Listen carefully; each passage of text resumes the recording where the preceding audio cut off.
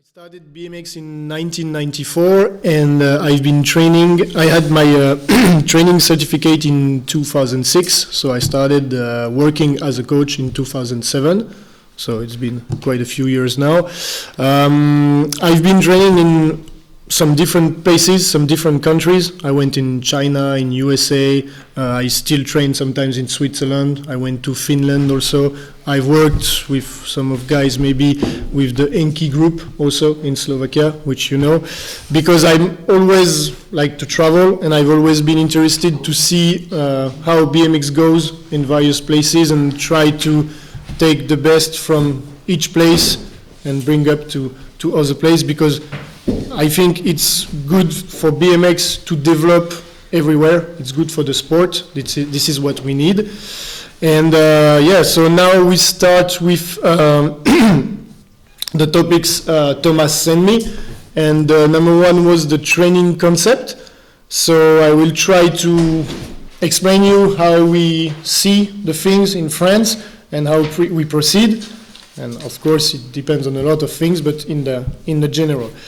So, first question was, what should it look like? So, to me, as it's written here, good training session is a mix between fun and hard work.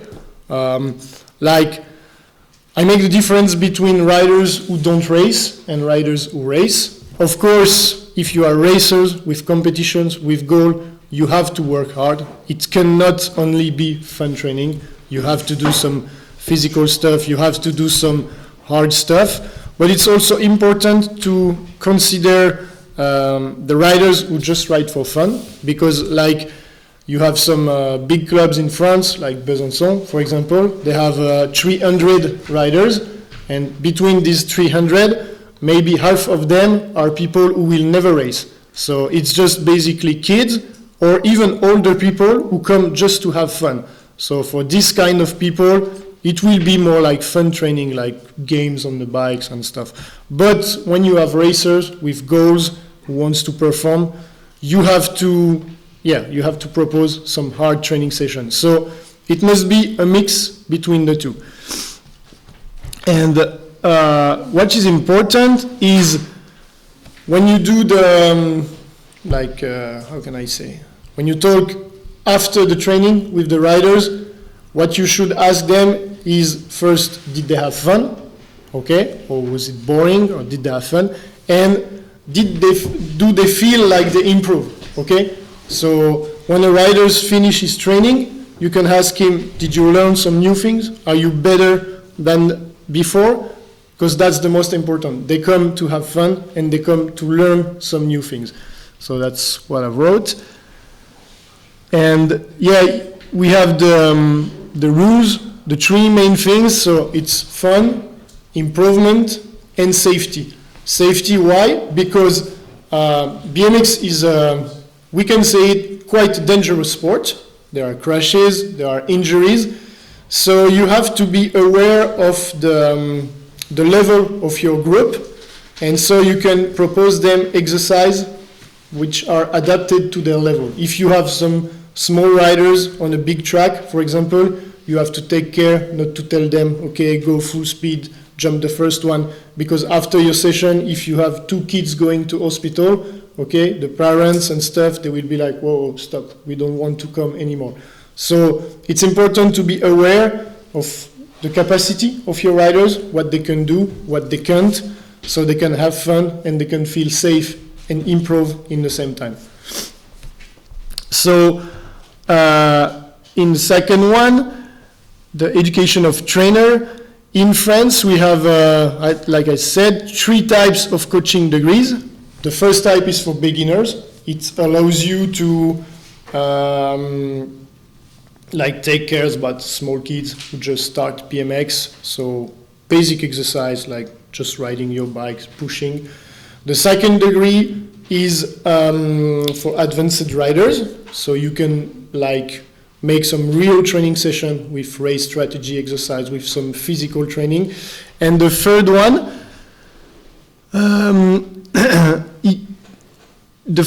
you have to pass the certificate if you want to work for a club. But it's like question about the law. Okay, you can't have the second degree, only second degree, and go to a club and say, hey, I want to work for you as a coach, you pay me and stuff. It's impossible. You have to get the third and last degrees. For the first one, it's only 2 times 2 days of school, and you have an exam which is pretty easy. It's like basically everyone got it. And it's necessary for the clubs because the laws in France are complicated. As a trainer, you are only allowed to take care of 12 people.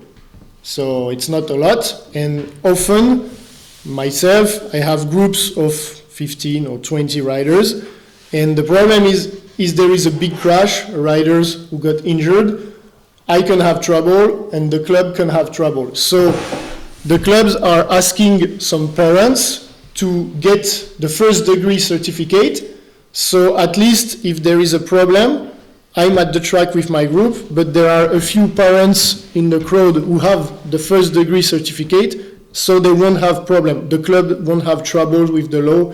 Nobody can say, oh, there were only one coach for all the group. That's why the clubs, they ask people, parents, or I think you can be 16 years old to get the first degree certificate. And the second one is, I think it's changing a lot, but it's a 1 week of like school, and there is also an exam. And the last one, the third one, is pretty longer. You get school all year long, okay? Sometimes you go for a full week, sometimes you go for 2-3 days. And after that, you have to do number of hours in a club with another coach who look at you and say if you do a good job or not.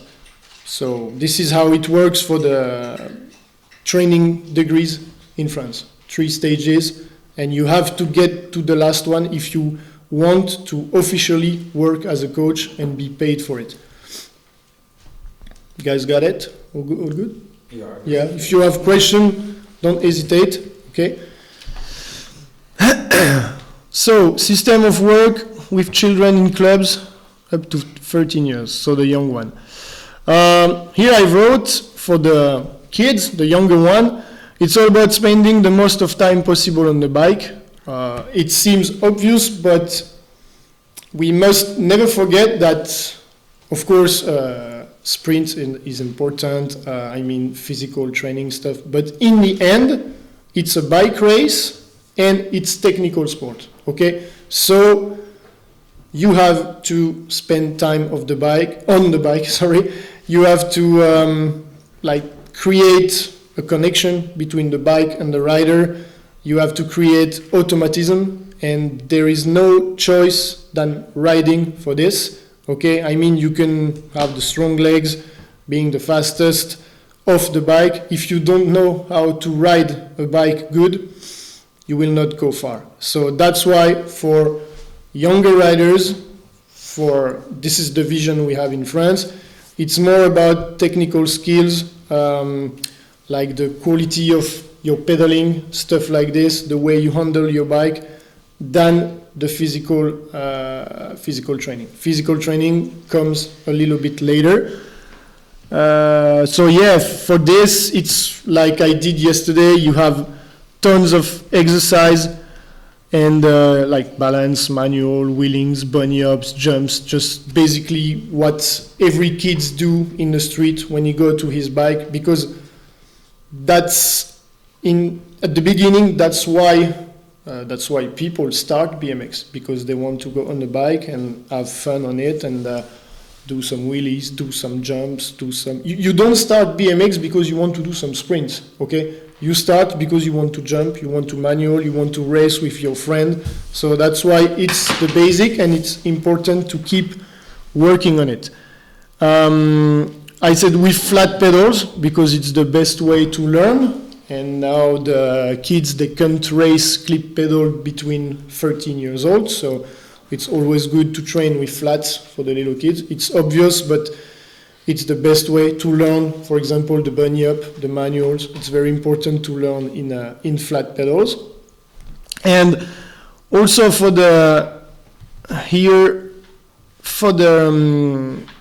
competitor.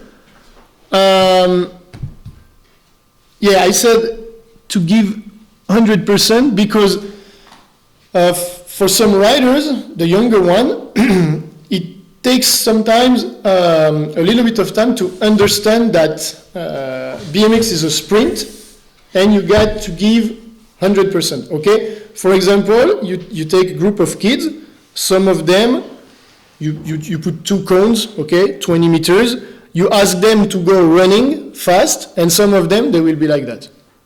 And you said, I ask you to run as fast as possible, okay? And they will be like, yeah, but this is what I do. And you're like, no, as fast as possible. And you find this back on the bike, you know?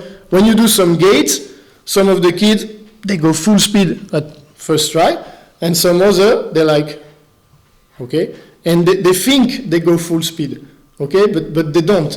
Because some people, it takes time for them to understand that it's sprint, it's short, and you gotta go full speed. That's why for kids who race, you gotta explain them that in BMX there is no effort management. You know, you got full speed from start to finish. It's not a long race. It's not endurance. You know, it's only sprint. So it's important to teach this when they start competing, because it can avoid them to be disappointed, like, oh, I don't understand, I go full speed, I'm last, things like that, because they think they go full speed, but in reality they don't. And yeah, for the racers also, I will come back on this later, not to do useless technical move during race, because, for example, for the young riders, we work on the manual, the jumps, but they have to understand we work on this for later, for when they will be bigger, older, and they will have to manual, okay? Most of the time, for the small guys during race, the fastest way is push, okay? You have to tell them good push is better than bad manual, okay? Because often in a race, like 10 years old, for example, you see some kids manualing and jumping. They do it good, but it's not fast. And they are last or they are not first. And the first one is a guy who just keep the wheels on the floor and push. That's why it's important to explain them the difference of what you work in training. We work on manual, we work on jumps, because it's necessary, and once you will get older and faster, you will have to be good at manual and jump. But for now, you are a small guy, and for you, the most efficient is just to push, okay? It's important for them to make the difference. That's why usually in training, I ask them, when we work the technical skills, to do manual and jumps, so they can progress. But then I ask them to switch in race mode, and they must know race mode is for them mostly about pushing and go fast, not doing manual just to do manual. Sometimes I tell them, if you finish 7 or 8 at the finish line, but you do good manuals, nobody is going to tell you, hey, you are last, but you did good manuals, so we're going to qualify you. This is not how it works. It's not a style contest. It's about going fast from point A to point B. And some riders also, they have troubles to understand that. They won't understand because they will say, yeah, but look, I do manual, I jump, but the other kids, they just push and they are faster. Because for small kids, yeah, sometimes it's faster, keep it simple. You know, it's always a ratio between simple moves and efficient, you know. So it's important for kids, yeah, to remember them. It's not a style contest. It's not a manual or a jump contest. It's a race, and the goal is to be the fastest from start to finish. And if the fastest way is to keep the wheels on the floor and push, then just push. Especially if it's a very round track, you know, like I don't have many examples, but like some tracks in the USA, if you watch the race, the tracks are mainly rollers, and the fastest way for them is to push. If you have tracks very technical, like here in Czech or in France, it's better at a certain age, it's better manual, but for most of the kids, it's always better to push. So it's not always easy to make them understand. You work on the manual, you work on the jump, we work on it every training session, because you will have to use it later when you will be bigger, stronger, but for now, stick to push, okay, and do just simple things on the race. I have a question. I'm interested yesterday if you taught me about your training groups, ages and how do you select it, and if you can explain which skills you used for selection of the riders in these groups. Up to ages. Small group and big group. You can start. You can explain. Maybe first small I will group. try to find it back. Where was it? I don't know where it was. Small group is from 11 till 14, and biggest group is 15, 18. Yes. In my area, we have like test. We take the 30 like best riders, and we make them some test to get two groups, two teams. We got a team with rider from it's 11 to 14 years old, and we got another team from riders 15 to 18. So basically the test, so I'm sorry, it's in French. We got here manual on flat, okay? It's like they have 10 meters speed and they do the longest manual possible. So you see all these riders in green, they are the same age, but the difference is huge. Some they can do 28 meters, some they can do only 4 meters. You have manual on the track, okay? So that's the number of manual they can do on the track. Jump. The rollers. Yeah, we do full laps and they must do as much manual as possible. So you can see big difference. Sometimes they only do 9 manuals on the whole track, and he does 27. This is for the small group or big group? Yeah, this is for the U15. They are 13 and 14 years old. Yeah. You have the jump. So the jump, it's basically I do a note on 3. 3 is the best note, 2 is middle, and 1 is not good. We have a bunny up contest. Okay, it's all with flat pedals. It's better, and we have the start. Okay, so it's same. It's a note on 3. We do no pedals race. So this is the ranking of the race. Okay, so we watch. They don't cheat and stuff. We do a plank. Like this exercise for abs. So here it is. Same big difference between some guys. The number of push-up, the maximum push-up they can do, and also the extension, like jump, squat jump. They can jump as high as possible. So we do this kind of test, and after we do a ranking and we select the best riders. Good selection. It's based on test, on ranking. So I try to make it as equal as possible, because when you do a selection, you always have people not happy, not being selected, or asking you why you didn't take my son, why you take him, he's not good. So it's not easy. So you have to have the maximum test possible. So it's not based on random selection, And after, with these 2 groups, we have 5 training camps for them during the year. And we try to take them at least 3 times on 8-meter hill, because it's important for kids who plan to race elite and stuff, to train on 8 meters as young as possible. Because now the French Federation, they allow the young kids to train on 8 meters if there is a certificate coach with them. So if I'm with them, even if they are 12 years old, they can train on the 8 meters, no problem.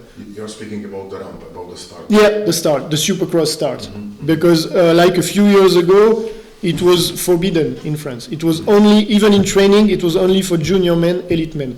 So we, the coach, the riders, we asked the federation, we said if we want good elite riders, the riders, they need to practice the supercross start as young as possible. And now the federation, they say, okay, it's okay, you can go. Yeah, and how is this differences in the skills in oldest riders? When you selected maybe 18 years old? It's same test. Same test? They do, yeah, we do the same test. Yeah. Okay. Yeah. For this test, can go every riders who are in the same age category, or they have to be selected by the teams, and they are selected for this test. We take total, like our next test days is on for this year 2025. The test days is on February 9. So I have a list of I think there are 27 riders. They have a convocation, and out of this 27, I will take only 12 for the first group, and maybe 5 or 6 for the second group. I know, but the pre-selection for this test is made by. It's made by rankings on the national levels. Okay. Because if I take only local races, most of the riders they don't race it. So I take like the national races. And I take from each age the 4 best kids of the area. That's how I do.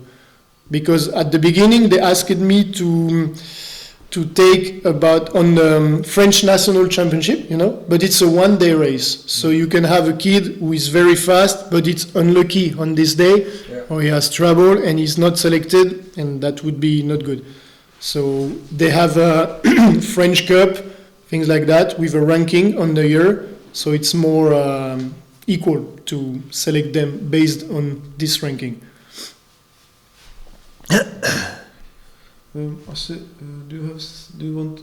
Jestli máte nějaké otázky, jak bych třeba teď si můžete pro mě zeptat na cokoliv k tomu. Končil to téma, ne? Do you finish with this topic or not? We can go next. Next topic, No, there's a more topics like system of reward with the talented riders. Yeah. I mean, we can keep this one. Yeah. Okay. At the end of this is there any possibility we can get this sheet after the? Yeah, sure. Yeah. Thank you very much. So for the older riders, finding good balance between track time and physical prep. Yeah, it's obvious because, of course, when you get older, you have to go to the gym, you have to be physically ready. But, like I said before, in the end, it's technical sport, it's bike race, so you still have to get sometimes on the bike, track time, it's important, okay, that's why, yeah? Sorry for the interruption, but I would like to ask you if you can be a little bit more specified about the gym, when the driver should start with the gym, because maybe all of us did. That was my question also. On the condition. This is individual. I know for some rider it can be, let's say, 14 years. It depends on it depends on your growth. Honestly, there are a lot of studies, and the more it goes, the more we realize that gym for young kids is not that bad if it's done properly. Okay, like with no heavy weights. Like with good moves, good technical move. So I think basically we start around 13, 14 years old, okay, with a very low weight, but that's the age we start. 10 kilos or 20 kilos, let's say. Yeah, things like that. Yeah. I guess that is one of the topics. Yeah. Also. It's in the physical, physical. Yeah. But it's important about the balance because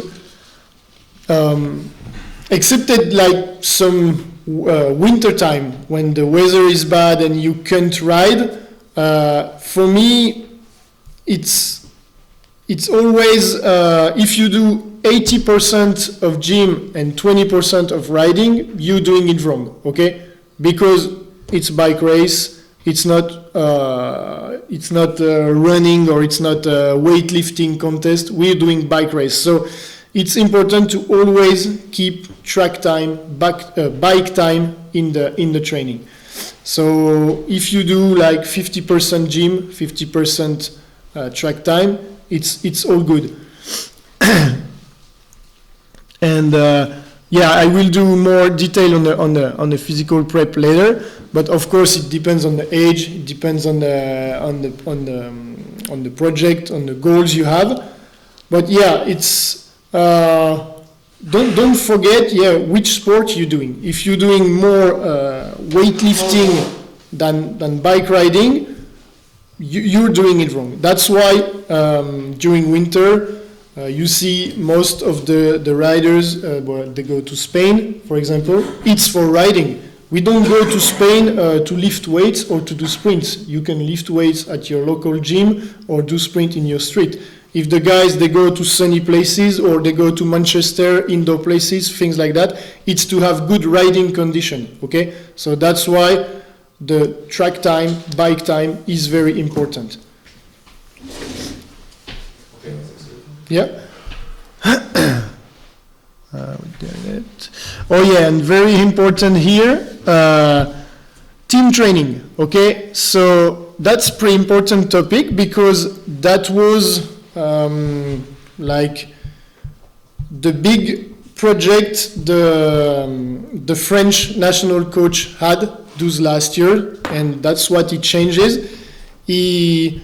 Like I can say he forced the riders, the best French riders, to train together. Because for some of them, like you probably know Sylvain André, guys like this, as a young, like 10 years ago, he didn't want to train with his rivals at all. He was like, no, I want to do my own job on my side. I don't want to train with Joris. I don't want to train with, they are my rivals, they are my enemies. I don't want to train with them, and that's been the work of the head coach.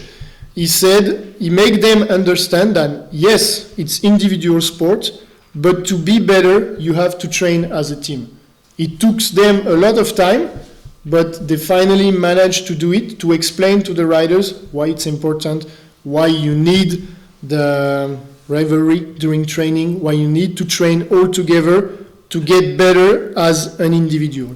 And that's the problem I have, for example, for the selection we do, because even with the young kids, some parents, they don't want their kid to train with his rivals, you see?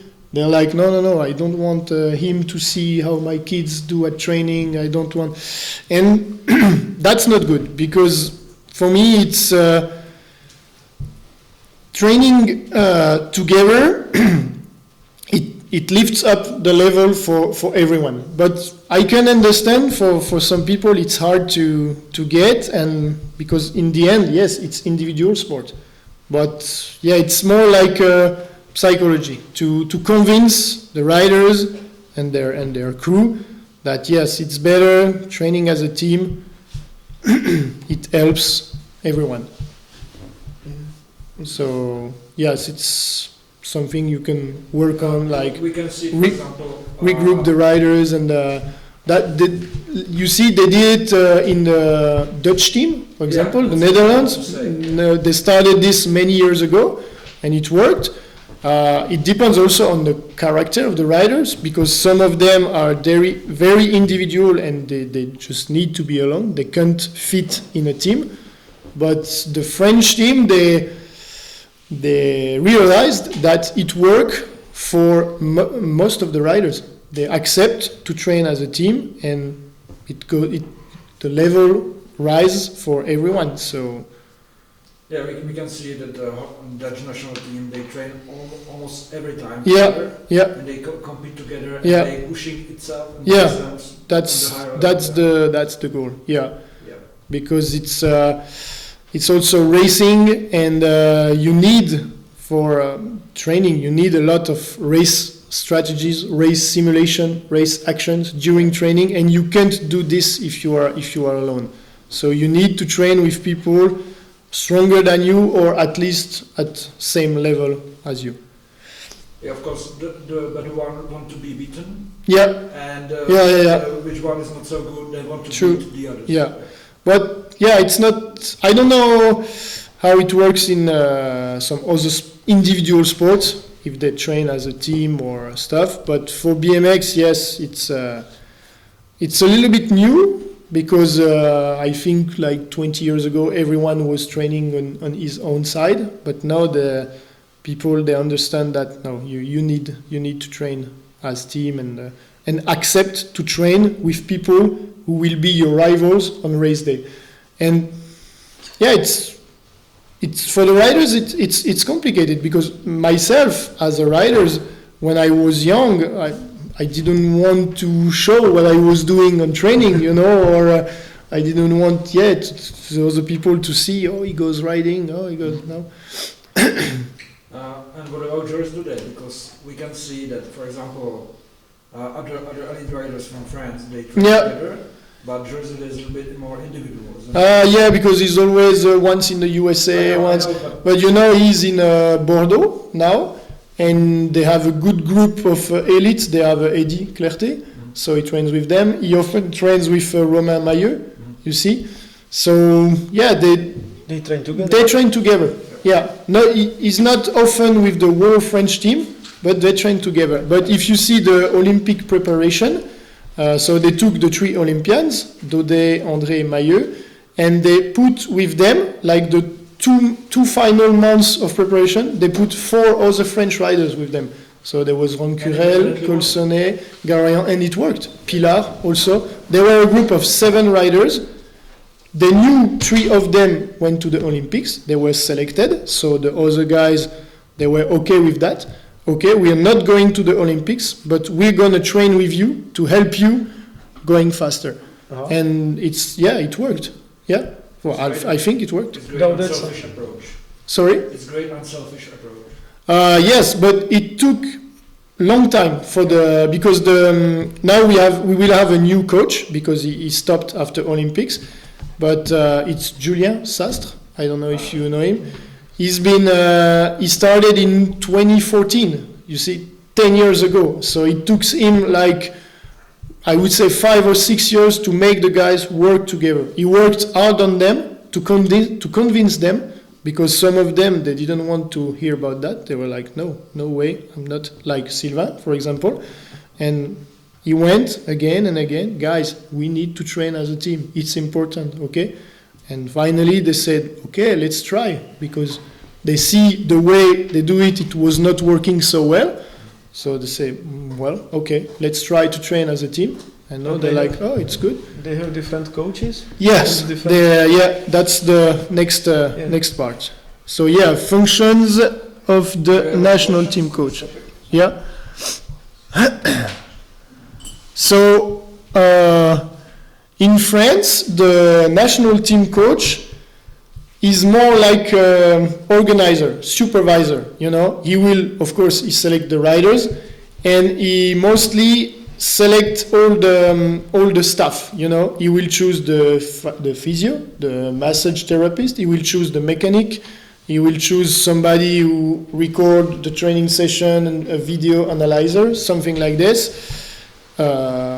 With the money the federation gives him, of course, and he will plan the training camps all around the year. So he has his schedule with the Euro rounds, the World Cup, and based on this, he will say, okay, this date we go training camp in Manchester, or this day we go training camp in Papendal, or whatever.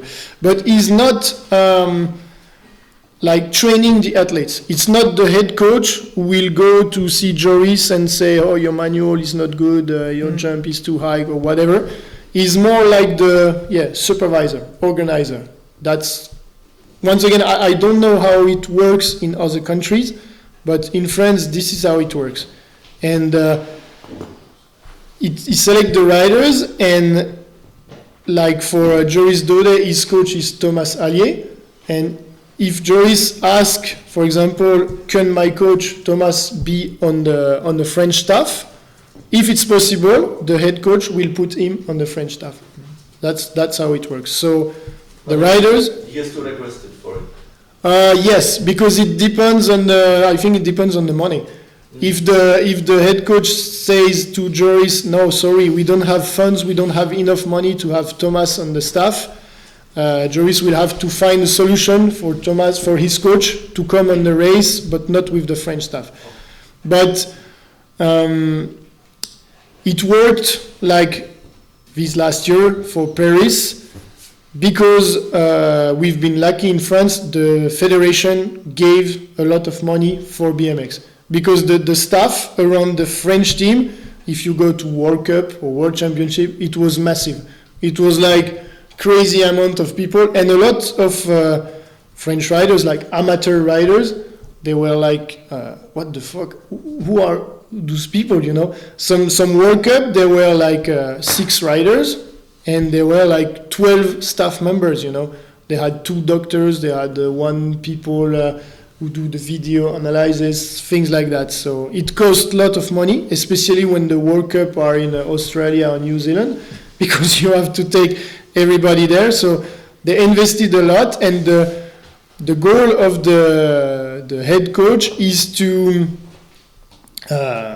put the riders in the best conditions for race day. So if they need their coach, their personal coach to be there, they will make their possible for the personal coach to be part of the staff and stuff like this. Now it will get a little bit harder because the budgets are reducing. The Olympics are over, so basically the Ministry of Sport is said, okay, now it's end of the game. We're gonna reduce the budget, so you will have to reduce the team, of course. So we'll see how it happens on the next year. But yeah, and we have a new head coach also, so maybe we'll have new staff, new people with him. But yeah, this is how it worked until now. This was the role of the national coach. And it's him also, from what I know, who has to like go to the federation and say, this year I want to do this, to calculate the budget and to say, so I need this amount of money, this, and ask. And if they say yes, well, it's good. And if the federation says no, well, you got probably you can expect raise the money after when the qualification will start. Yeah. For the next but Olympics. yeah, the two this year and next year, I think it will be very low budget. In the national team, they will take only maybe 4 or 5 riders, not so much. David will start the Olympic qualification Next year. Yeah, it's always It's always 2 years. 2 years before. Yeah. Yeah. But for sure, the money has to be ready. But also the procedure and let's say some training break or training plan has to be already ready, because if not, you will kick off something before 2 years, but at least 1 year you have to spend with some planning and other stuff. Yeah, and for sure. So, okay. Yeah, you have to be ready, but you have to wait for the money. Yeah. Same problem everywhere. But I think for everyone. at least for France, it's totally worth it, because on the Olympic you had the podium. So. Yeah. Definitely. But I can tell you it costed very, very much money. They had a lot of pressure because, like I told you, the first World Cup, it was Australia and New Zealand. They went there with huge staff, so it costed a lot of money. And fortunately for them, it worked. They made good Olympics. But I can't imagine what would have happened if it didn't work in the Olympics.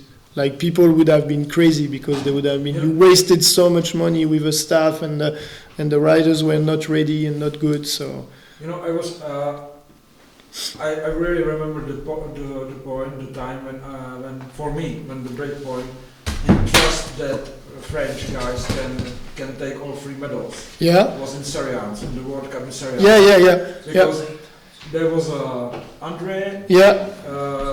Dode, and There was a Gawayan, Pillard, maybe. No. The 2 times world. I don't know.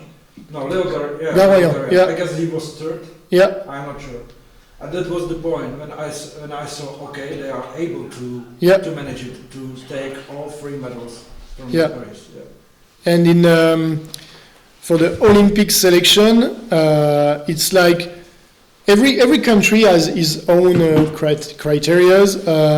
I know France, they have their own ranking, based on World Cup performance and I don't know what. It's not very precise, but in the end, the last word is from the head coach. So you can win all the World Cups, for example. If the head coach says no, you're not going to Olympics, you're not going. So yeah, that's why it's complicated, and the riders, they know, like they have to be, I don't know, I can say friend with the head coach, but it's better not to struggle with him. Yeah. It's because in the end, if he doesn't want to take you, he won't take you. So yeah. You told me they scratched 30% of money for this. Yeah, This rules on the Olympics. We have big troubles now in France because the government just announced 2 weeks ago maybe that the global budget for sport will be going down by 30%, which is huge and which is opposite to what we heard all summer long, because we have the Olympics and the president was like, oh, it's great, sport is great, we're gonna give a lot of money for sport, the people, they need sport, blah blah blah stuff. In August, and now in January just said, okay, the government decided to drop off the sport budget by 30%. You just answered my second question, because I wanted to ask you if you feel any impact after this huge success. So we had an impact in the clubs, like a club like Science, for example. They had maybe 100 more riders, new riders coming, even if the small clubs. But now we don't see it like we don't see the impact in the federation, because it doesn't seem to have more money. And like I said, the sport budget for the whole country is dropping. Yeah. So I don't know. But yeah, we have more riders after the Olympics, and we had the good, of course, TV coverage. And the good thing is the Olympics was interesting because the track was like for riders on this level, the track was quite simple, so not too many crashes, because the former Olympics, like maybe London, Rio, it was disaster because it was always crashes, and the people, they see this on TV, they were like, no way my kids will do this, it's too dangerous, it's too... But with Paris, it's been better because they made a smaller track, not so many crashes, so it gives a good picture of BMX to people, not a dangerous sport, not a lottery, when you are last and you wait for everybody to crash and you win, and people are like, what the fuck is this sport? So it's better. But yeah, no, it's up to the government and to the federation to follow, but that's where we wait to see if there will be acts. But now the acts are not good because they are dropping the budget. So okay, great. Okay, so after we get level quality of BMX track. Well, it's same as coaching. There are three categories in France. The track are ranked like we have regional track, so you can organize even with 4-rider gate. You can organize some local races or like small races. After that, we got national tracks. So I don't really know the rule book because it's very complicated and it changes often. But what I know is national track, you have to have at least 5 meter hill, okay, to get some French Cup, for example. And the track must be, I think the first straight might be 10 meters wide, and the other straight might be 6 meters or something like this. This is what they look. If you have your track and you say, okay, we want to organize French Cup, the federation, they will send somebody who will check the track, measure everything, see if the jumps are good, and they will say okay or not okay, or you need to modify this, you need to modify this to get the classification. And first they must modify it and after they get the race? Or they get first race and after modified? No, they have to modify it before. Before. Because yeah. I know, but in France is a little bit different situation because you have a lot of tracks around the country, so you can choose which one to promote. But if you take the French Cup, for example, usually it's 5 races in the year, and it's like Euro rounds. It's pretty much always the same tracks, because it costs a lot of money, and not all the clubs can afford organizing a French Cup, because if you have bad weather and you don't sell much food or drinks, or you will lose money. So it's tight. And the last is international track like Sarians. Are the tracks paying money for the federation to host the race? Oh yeah, big money. Yeah. That's why nobody wants to organize. Because you pay big money, you pay money to the elite and junior classes, and there is not so much crowd. Like the entry is free, so people who come to see, they don't pay. There is not so much TV coverage, okay? So it's hard to win money with organizing a French Cup. You have to have good weather and hope for the public to come, but it's not easy.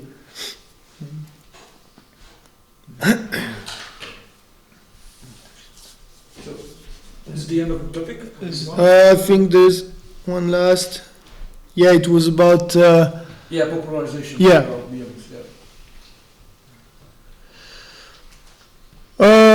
what we try to organize is open races, like with no points, no championship, nothing, like indoor races mostly. You see, we were talking about indoor of count, stuff like this. So it's not in the ranking. It's good because it's a race with no pressure, okay? Because the riders, all years long, they have to score points, they have to qualify, they have to do like this. So it's good sometimes to have races like just for fun, with no championship, and mixed together.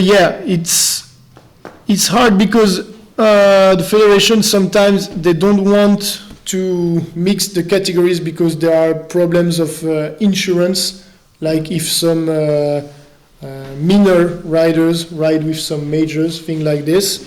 But it's also a good way to promote, because sometimes on the open races, this is what we do. We do like, that's what I said, 14 plus, because the kids, they like to go against the elites and stuff like this. So it can add new people to the races. And also on the opposite, in France, French Cup is for 30 and over only, and you have to be qualified to race the French Cup. So let's say you have to be... it's like if we call expert, for example. And now they do some race without people who race French Cup. So it's like some races for beginner levels or riders who just race a few races a year. So it's good because, BMX is, it's only ages category. You can be a kid who start BMX and you go to a local race and the world champion of your class is here, okay? And you will get killed, okay? You will get very far behind. So it can be like not good. You can be like the kid, you can be like, oh no, I don't want to race anymore. They're gonna kill me, they are too strong. It's not like some sport where there are level categories, you know. So it's only age categories. So if your age group is very fast, well, you will get last when you start. So now they try to do in France some races for for beginner, for people who just started. So it's good because it's not too hard for them and they are not. Can you explain us your system of category? Because you told me yesterday if you win a challenge category, you must go to elite category and go back. Yeah, the big difference is in France, if you want to race elite, for example, or junior, like the championship categories, you have to qualify for it. Like when you are up to 16 years old, they are all together, and after it's based on the French Cup ranking. Okay, so first you have to qualify for French Cup, and when you are the best, maybe I don't know how many, the best 16 riders, they go to junior men. Okay, and the bottom of the ranking, they go to men 17-24 to challenge classes. But you can't just decide and be like, okay, this year I'm going to race elite, let's try it and we'll see. If you want to go elite, you have to go first to junior, and then the best junior, they go to elite and stuff like this. And when you are elite, once you are in the elite, you have to, let's say there are 100 riders in elite in France. You have to be in the top 70 to stay in elite. If you are 90, for example, in the last one, you go back to the challenge classes, to men 17-24 and stuff. And that's why it's hard, because you always have to race as much as possible and score points, and you can't change during the year. Like, I can't start the year as elite and do a few races and be like, oh, it's too difficult, I'm going to drop in challenge. No, it's impossible. Once you are elite, you stay in elite, or once you are, at least for the year, once you are men 17-24, 25-29, something like this, you end the year in the same category. And sometimes you have to, like me, my last year in elite, it was 2017, I was not training anymore, and I had to do, at the end of the season, I scored a few points. So I had to do a letter to the federation and ask them if I can drop back in a challenge class, because I was not interested in racing elite. I was not training anymore. And lucky for me, they said yes, but sometimes they can say no. They can say, no, you scored some points on elite, so you have to stay elite. And that's why some riders, they have to like almost stop racing the French Cup for 1 year to finally drop back in the challenge classes. So yeah, it's very... everything is separated between challenge rider classes. You know what you have to do to be elite and to stay in elite. But some, like the big guys who do the Olympics, Joris for example, they don't race the French Cup, but they don't need to. I mean, they are allowed to stay elite, of course, even if they are not in the ranking and they are not racing French Cup. You spoke about if you want to be elite, you have to go to the junior. And what is the rule for riders when they will consider to go to 17 and 24 category, like a challenge one? Yeah. And let's say if the driver will be like 22 years old, let's say. After that, he can consider, okay, now I would like to try elite. If you're, for example, 22, you have to race the French Cup in men 17-24, and you have to be like top, I think it's top 12. Top 12 of the men 17-24, they go to elite. But they have to. They have no choice. So it's hard because like top 16 qualified for World Championship, and top 12 goes to elite. So some riders, they want to qualify for Worlds, but they don't want to go elite on the next year. So they have to try to finish like 13, 14, 15 or 16. Now it's very hard because you have a lot of guys in France who are in elite, but they didn't want to. So basically this guy, you won't see her during the year. They are not going to race French Cup. They still can race local races or even World Cup if they want. It doesn't interfere in the ranking. But they won't race French Cup because they know they have to score 0 points to drop back in the men's 17-24. So yeah, it's there is not so much like freedom if you on the category you want to race. If you want to race elite, you know what you have to do.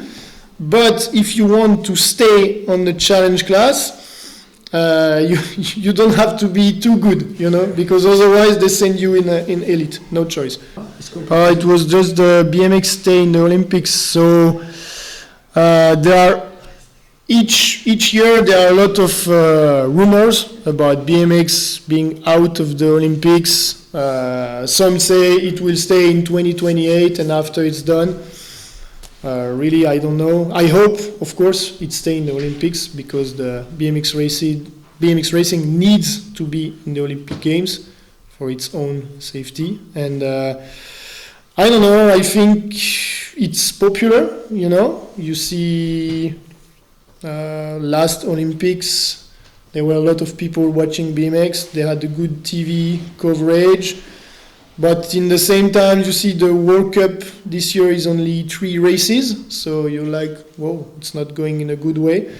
So, I don't know. For sure it will be Olympic in 2028, but after that we have no clue. Some people were talking about pump track maybe taking place. For sure pump track is way less expensive than BMX. The problem with BMX racing actually, especially the supercross format, is that not everybody can practice on it. It's not universal. So, of course, if you play soccer or if you go running, athletics, you can practice anywhere in the world. It's easy. But for BMX, even in France, you don't have that much supercross track. So some people, they have to drive 4 or 5 hours to get access to a supercross track, to 8 meters hill. And in some countries, they don't have it at all. So it's complicated. That's the bad point of BMX. It's really for a few countries, for a few people. And that's why maybe pump track has an advantage, because you see it's growing a lot. Now you have pump track in every country, pretty much everywhere. And for a city, a pump track is easy to maintain. You know, it doesn't cost millions of euros, and also pump track is less dangerous than BMX. So I don't know. It will be politics. I don't know what they decide. So we'll see. Hopefully it stays in the Olympic for sure. Would be better. We need to be Olympic sport. We talked about preparing the young riders on Yeah. the training side, let's say, and you spoke about the training mode, let's say, and racing mode. So racing mode means the driver has to, let's say, focus just on the pumping on the track, maybe? Not focus on pumping, but how can I say? I know this is individual. Some drivers is. It's just be aware of what is the fastest way to go through the track, and not be like ashamed of pumping. You know, it's about realizing that good pumping is better than bad manualing. Okay, and for some kids, it takes some time to understand this, because they see the big riders manualing and jumping everything. And they want to do the same, because for big riders, it's the fastest. You have to manual, you have to jump, you cannot just push.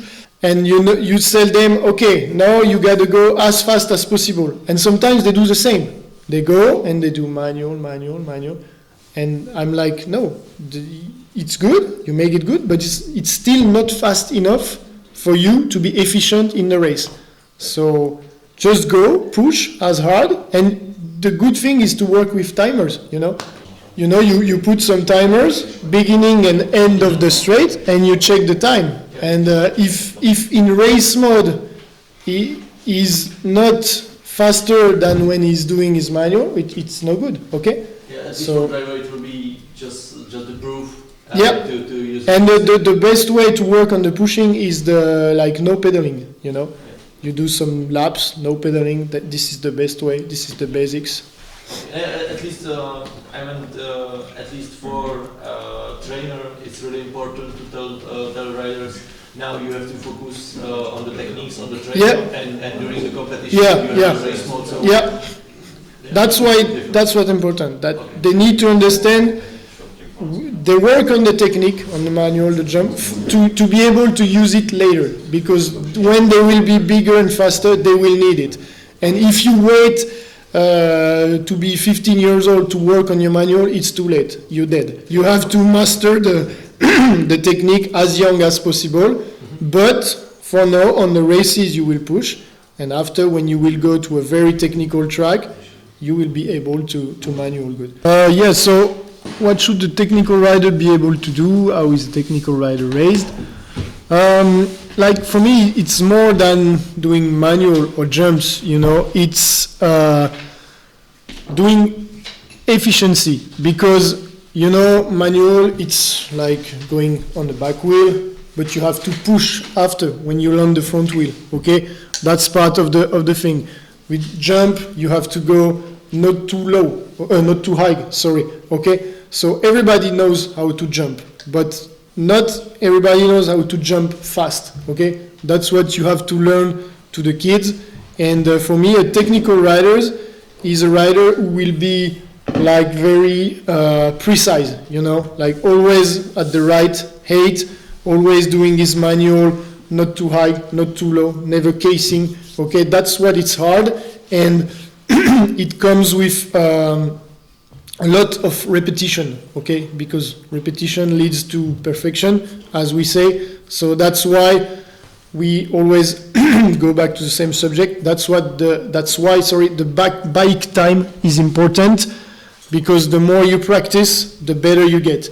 And that's why, for me, I said everybody can jump, but for me, the technical riders is the rider who will do like the good move at the good time, If there is a pickup manual to do, he will know how to do it. If it's faster doing just manual, he will know. If it's faster doing manual, he will be able to, okay? You have to be complete and, be able to have also a plan B for a jump. Like if you plan to do jump, but you are stuck in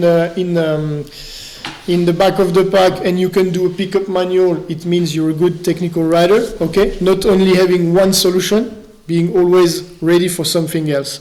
So that's what, for me, makes difference technical riders and not technical riders who have only one way to go through the jump, no plan B, no other solution.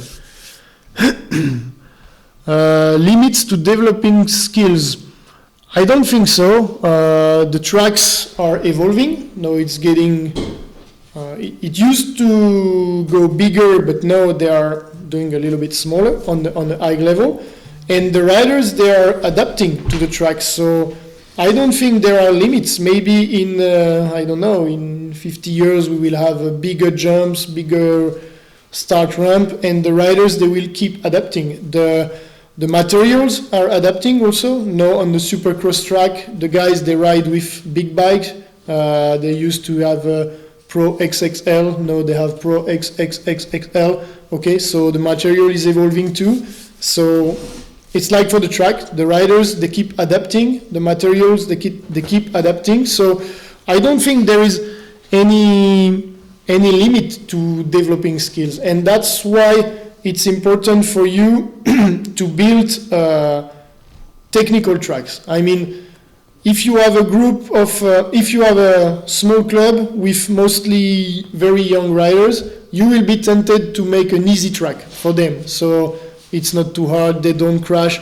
But it's not good, because I think the more technical is your track, and of course the more technical your riders will be. If you build too easy track, it's not good. It will be good at the beginning because they will feel like they improve fast, but they will make everything possible very fast, and after that it will get boring. So don't hesitate to build, I'm not talking about huge jump or stuff, but technical track with steep jumps, things like that. It's better for training. It's better than a track which is too easy. Yeah, and what talk about Joris Daude after after your win in Olympic Games in your interview. Your interview after Joris Daudet after win Olympic Games. Yeah. Yes, interview and talk about how is it important drive on bike. Oh yeah. He said, he had an interview and he said when he was a kid, like basically he was always on the bike, like in the street, or his parents told him you spent many hours and hours and hours on your bike. Like the problem is today we got the phones and stuff, and the kids, they are locked to the screen, so they miss some outdoor time, bike time. And yeah, most of the riders, the good riders from today were kids who spend a lot of time in the bike. And in France we have this tradition of having very technical tracks, and for some kids, just beginners, it's hard, okay? And they struggle a lot sometimes to learn the manual or the jumps. But for the ones who will, let's say, survive it, they will be good racers. That's why it's better building hard tracks, very technical, maybe not so fast, but technical, to get some technical riders. Because in the USA, for example, that's the problem they have. Most of their tracks are very round, very fast. So everybody can clear it. It's for sure it's not dangerous. It's fast, but they don't make technical riders. They struggle technically. They don't know how to manual good. They just know how to push and pedal, even in the bigger categories. And so that's why when they come sometimes to World Championship on a Zolder or tracks like this, they feel like they are lost. They are like, wow, we don't know this kind of track. So yeah, it's more about building technical tracks, and important also to build tracks that can be ridden all year long. Okay, so basically in France the first shape is like, I don't know the word, like stones. Okay, to the base of the track is made with stones. Yeah. Okay, so the water gonna go through, and after we put some sand and it's compacted, and even when it's iced or defrosting, we still can ride. It's soft, of course, when it rains or when it's wet, but it's still rideable. That's, I've seen, Thomas told me that's the problem here. That's the track we can't ride this weekend because it's too soft. So maybe the base, the first shape of the jump is built with too soft materials. I don't know. Yeah. We took about 5 centimeters with stones on not much, 20, 30. Yeah, the base must be really hard pack. So most important technical skill, well, as I said, I wouldn't say manual is more important than jumping, or jumping is more important than pumping. It's complete, and the goal is to do how to know it for sure, but to do how to be efficient in whatever moves you do. The technical riders is the one who know how to push well, who push with no back wheel going up, okay, who manual always the good length, put the wheel on the floor at the right moment and push. It's all about precision, and for this the video really helps, because as a rider sometimes you think you're doing good and you're like, okay, I was doing good, and you see the videos and it's totally not what you were thinking. You were like, oh, okay, I was way too high, I was slow, so the video really helps for the rider to realize what he's doing, because between what you do and what you think you do, sometimes in your mind there is a huge difference, and it's hard to tell to a kid, you're too high, you're too low. He won't necessarily understand. If you show him with the video, now he can see and be like, okay, I see where's the problem, I see. So that's why working with video is important. So yes, technical skills, most effective against injury, yes, for sure. More technical you are, the less chance of crashing you have, that's for sure. And also the more how can I say, flexible you are. It's all about, it comes to the physical preparation, you know, a lot of stretching, working on your flexibility. The more flexible you have, the more good you will feel on the bike, the less chance you have to get injured in case of crashes also, because that's why it's important after training, do some stretching, things like this, or even in the recovery period, keep working on your flexibility, because when you are young, the kids, they are flexible, okay, but you lose it pretty quick if you don't work it. Keep working on it. So that's why it's important, and it helps being technical. And of course, I forgot to mention here, but the like the bike setups. Okay, a lot of kids, they ride with a very long bike on the rear, so they can't do manual because their back wheel is all the way back. So you got to watch for this also with your group. So the kids, or they don't have, some of them, the bar is too high or too low or too wide.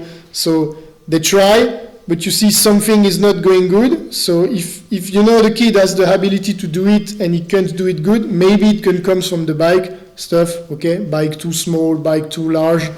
That's what you have to work for also. Because the parents, they don't necessarily know what kind of size the kids need, some stuff like that, and they don't realize sometimes the back wheel is too much backward, so it's impossible for the kids to do manual. And for I like to say, if you want to change something on your bike, your setup, whatever is your gear or your size, or you need to validate your change on training, okay? Try not to change something right before a race. I think it's not good, okay? Sometimes the people, they go to a race, and in the morning, right before practice, they change something, they change the gears, and it's not good. They go to practice and they say, I don't feel good, I don't do it. If you need to change something, do it like few days before the race, go ride with it, okay? Validate it if you feel good, and then go to race with it. Of course, sometimes you have emergency, like you break something during a race and you have to change. You have no choice. But it's always better if you can validate all the changes, all the setup changes, at least once in training. Because it's a game of inches, you know. BMX is very precise, so just the bar a little bit more forward, a little bit more backward. It doesn't seem much, but it can change your perception of riding. And if you go the first lap with the stress of the race and stuff, with some changes you've never tried before, you might feel uncomfortable. So it's better to do the changes, train with them, and after you validate for the race. Or you should have, I don't know, 2 or 3 already validated setups, and you exactly, when you make this change, what it will bring. Sorry? If you have, I don't know, for example, you have indoor races, Yeah. there is a little bit different train than the outdoor races. And you have, I don't know, you have already validated setup for this kind of race, so you can change it. Yeah, if you know, after, that's what I say, it's mostly for young racer. At our age, with experience, we can change something at the last moment, okay? We won't be in trouble. But for young kids, a little change on the bike can have a lot of consequences. They can feel totally uncomfortable or lost on their own bike. So it's better to train with the new setups at least just once. It could be one riding session, okay? Just do some manual. If you change the bar position, for example, just do a few manuals, a few jumps, a few gates if possible, and ask, you okay with it? Okay, so here we go. But not just the first practice lap, at the race, because it's not good. You add some stress, okay? Because a race is always a little bit stressful. So if you tell to the kids, I changed this on your bike, it will be like, okay, I got to figure out the track. Now I got to figure out the new setups. It's a lot, okay? But after with experience, you are used to ride with different bikes and stuff, so you get used to it. But for kids, it's better being. And sometimes for the kids also, even for the grown-up riders, don't hesitate to try new things, you know, because you might discover some setups that are better for you, and that's why in training sometimes we switch the bike between the kids. Okay, like I do manuals, and I said to the kids, okay, no, you gotta switch bike with a friend and do the manuals with your friend's bike. And sometimes when they take another bike, they realize what's wrong in their own bike, you know, because sometimes they take one of their friend's bike and they're like, wow, it manuals so easy and good. So it means like their bike might be too big or too long, so it's good, okay? Just to switch the bike with someone, or even the gear. They take another bike and say, oh, it pedals good. So yes, it means your gear is too big. You're like this, you take your friend's bike and you're going better, so you have to change your gears. Things like that. I have troubles with parents when I do this exam, because somebody have very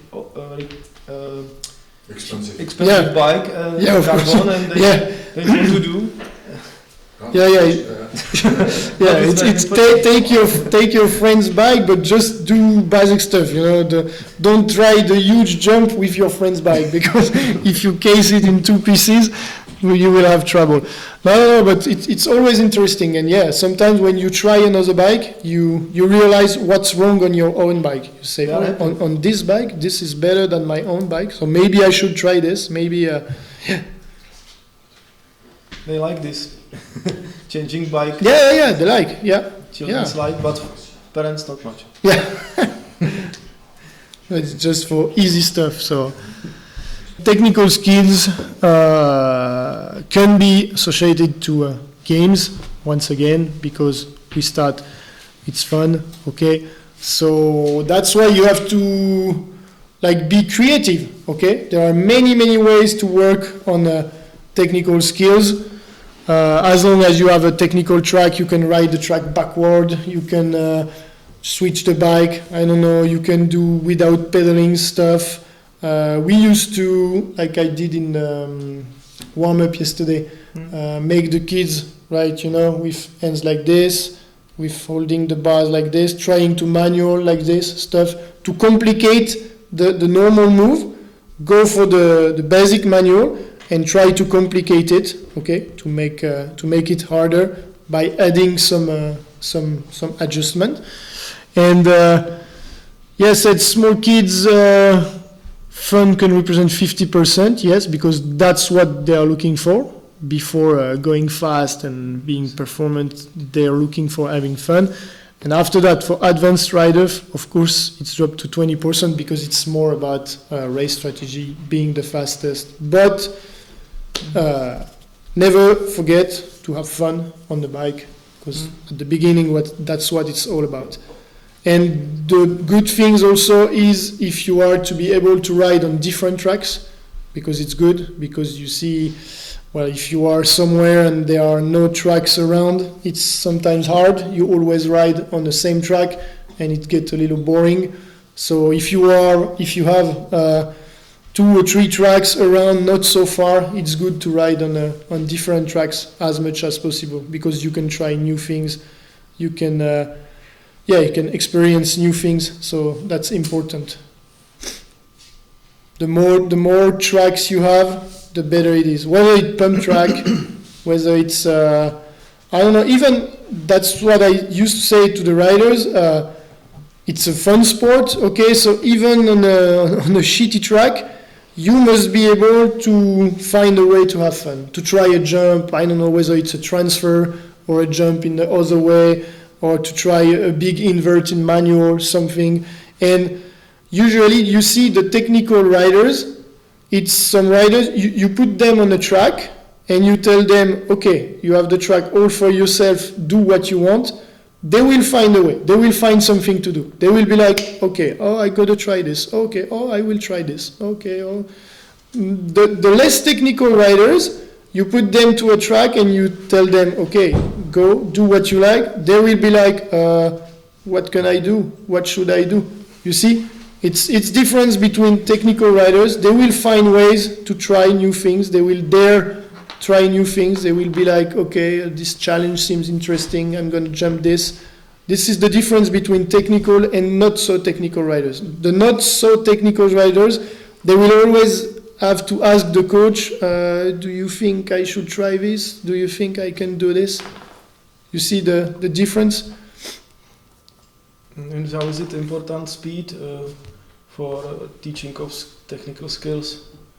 Because I mean, if it's technical skills you do in slow speed, Yeah. it's very important. After for the speed, we work with the time.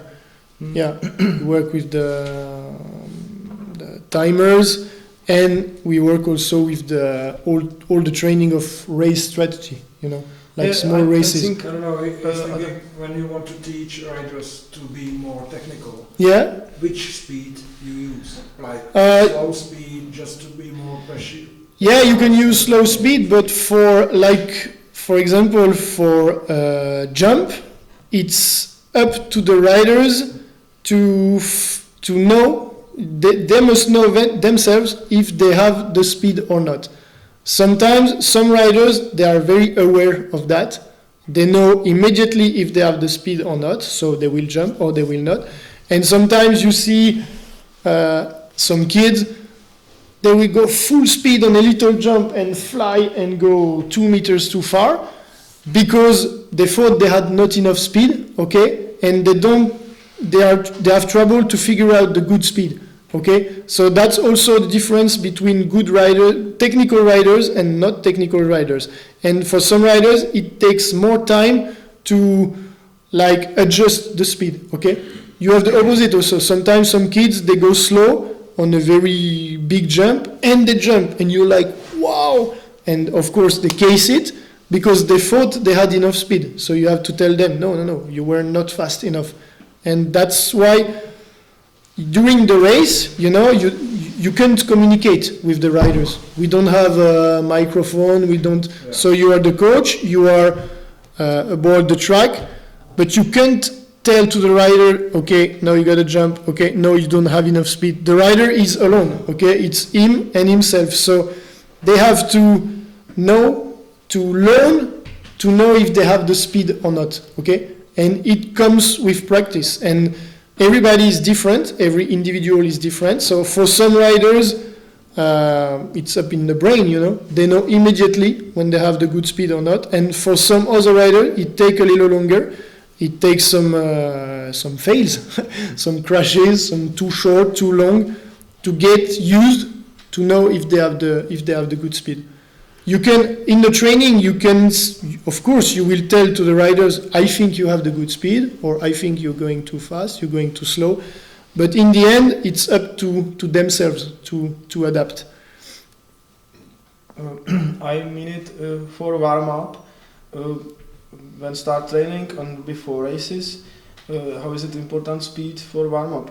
I think it's better to do technical like manuals, slow speed. It's good to go progressive.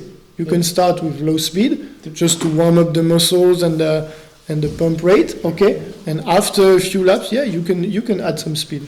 But it's because a lot of riders get this mistake when beginning training. Yeah. Everybody want to go fast. Yeah. That's they don't activate it. Yeah, that's the good point, and especially the small kids, they can start fast without risking injuries. Us, old dudes, we cannot. We have to warm up because if I take a bike and I do a sprint, I will torn my hamstring. I will have problem. The kids, they can. You see the kids in the school.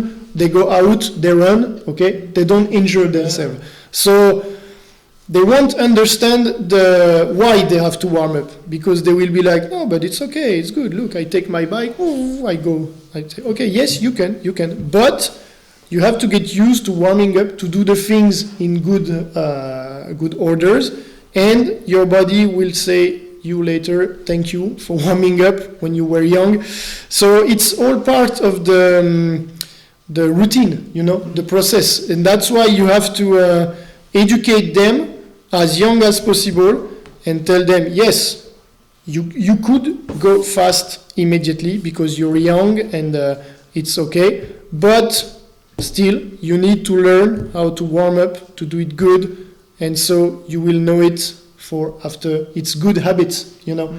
So after that, that's what I was telling yesterday to the riders, which can be good is to always have the same warm-up, okay? To have your routine and to be in your comfort zone, at least on this point, because when you go to a race, you don't know the track, you don't know the other riders.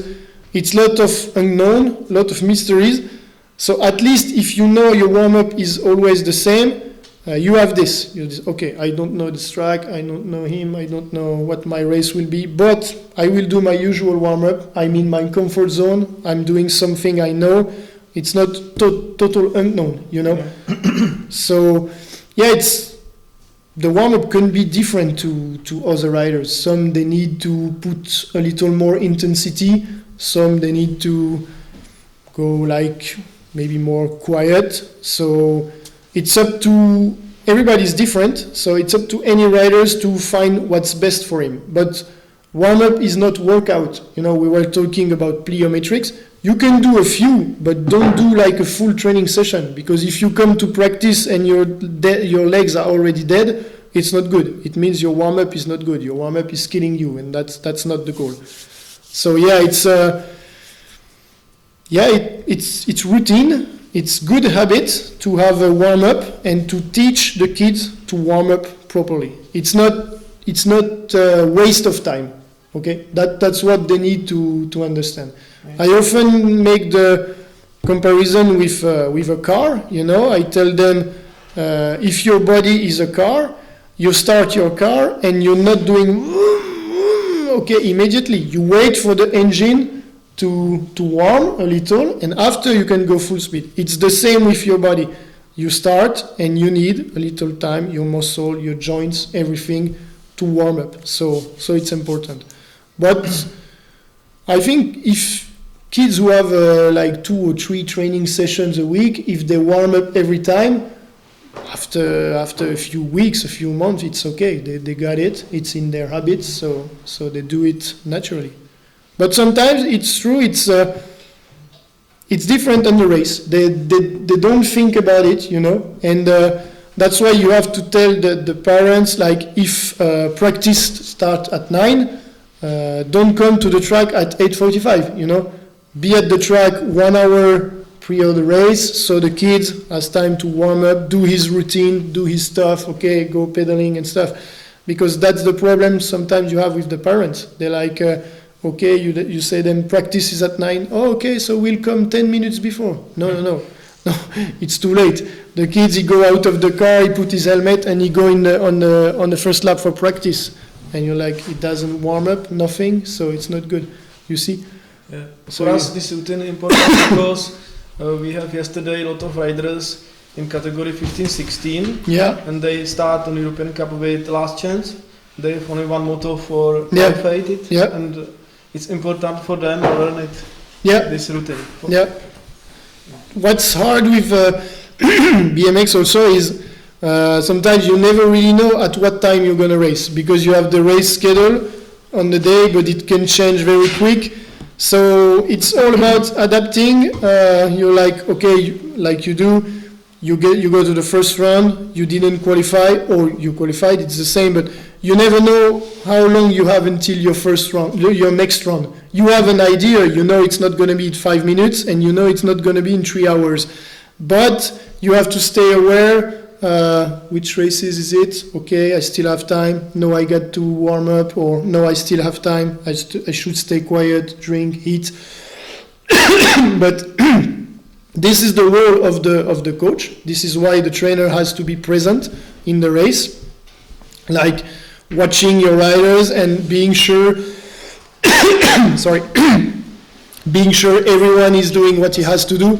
The riders who come back from his lap, you tell him, okay, you go on the stationary bike and you breathe and you recover. And the rider who is about to race, you being like, hey, you got your second round in about 40 minutes, it's time to start pedaling and making more intensity. Okay, that's what the people are waiting about you as a coach. You need to tell them, and that's what you have to do. You told me yesterday Joris Dodet before first moto on Olympic Games spent it with warm up 2 hours. Yeah, he started. They published. It's his trainer Thomas Allier on the Olympic day. He published a story on Instagram, and 2 hours before the first moto, Joris was already pedaling, on the stationary bike. I think it was maybe like, muscular wake up, something very, very slowly, but you see 2 hours, so it's long time before. But maybe it's his routine, maybe Sylvain André won't do the same, maybe, I don't know, maybe Joris, to feel good, to be good, he needs to be at the track 2 hours before and start, I don't know, pedaling slowly, listening to music, stuff, doing whatever he does. But of course, if your practice is at 8, you can't be at the track at 6, So you have also to adapt. Because, for example, in the United States, the pro, they race in the morning, so maybe Joris won't be 2 hours before at the track, Maybe he can adapt to the race. If he knows he has time, he will take time to warm up slowly. If he knows he has less time, maybe he will do another warm up, But it comes with, for riders, it comes with help and advices of the coach, and also with experience. You figure out through your career what's best for you, what you have to do, what you can't do. Mm-hmm. So, and it's same for recovery between the laps. It's what do I do? Do I take my high seat and go for pedaling? Do I just sit and stretch the legs and drink? And you have to try several things because everybody is different, and see what's best for each rider for you. But yeah, it's hard for the kids. Also, it's always hardest because during a race, they finish their lap, they put the bike down, and they take the scooter and they go doing or running with their friends, and so you gotta be like, hey, you got another lap in 30 minutes. So keep it quiet, stay calm, drink something. But they have a lot of energy, so they want to move. That's what's hard with BMX. It's you race 30 seconds, and sometimes you wait for hours. So it's not like a football match where it's 1 hour, 1 hour and a half, you give everything you got, and after you're done. BMX is very separated effort, and you never know which time you have between them. So that's the hardest part. And that's where, as a trainer, your role is very important to guide your riders, tell them, okay, now it's time to hit. And after, it's also important for the riders to be independent also, to take advice from the coach, but also to be independent, so when the coach is not there on a certain day, they know what they have to do. They don't have to be like, should I eat now? Should I drink? You see? They need to learn from you, so when you are not there, they can survive without you. Next is, how do you teach those who have forgotten to play? For some riders, sometimes you have. Take this. You realize sometimes some riders, they don't have basic skills. You see, so you have to be honest with them and tell them, okay, now we gotta work.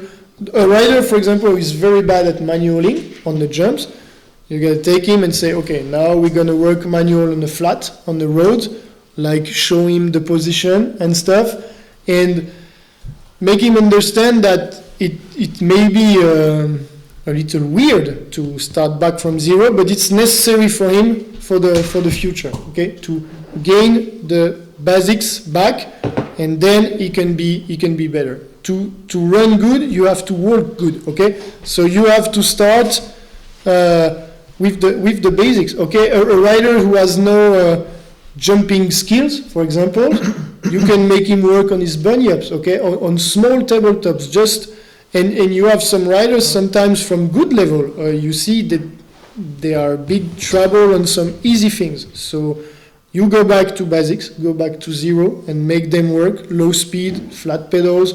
Okay, it's never a waste of time because it's important for them. So this is pretty general because main phase of training, it depends which group you have. As I told you, if I have a group of very small kids not doing races, it will be more about having fun playing.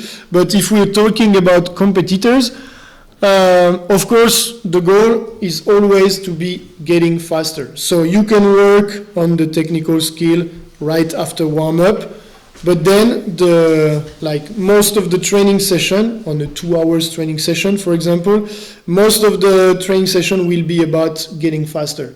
So whether it's gait or rhythm section fast, I don't know, 2 straight fast, half laps, okay? It's important to ask the riders to do full speed lines or laps or whatever, because if you never ride at your full speed in training, you will never be able to do it on a race, you know?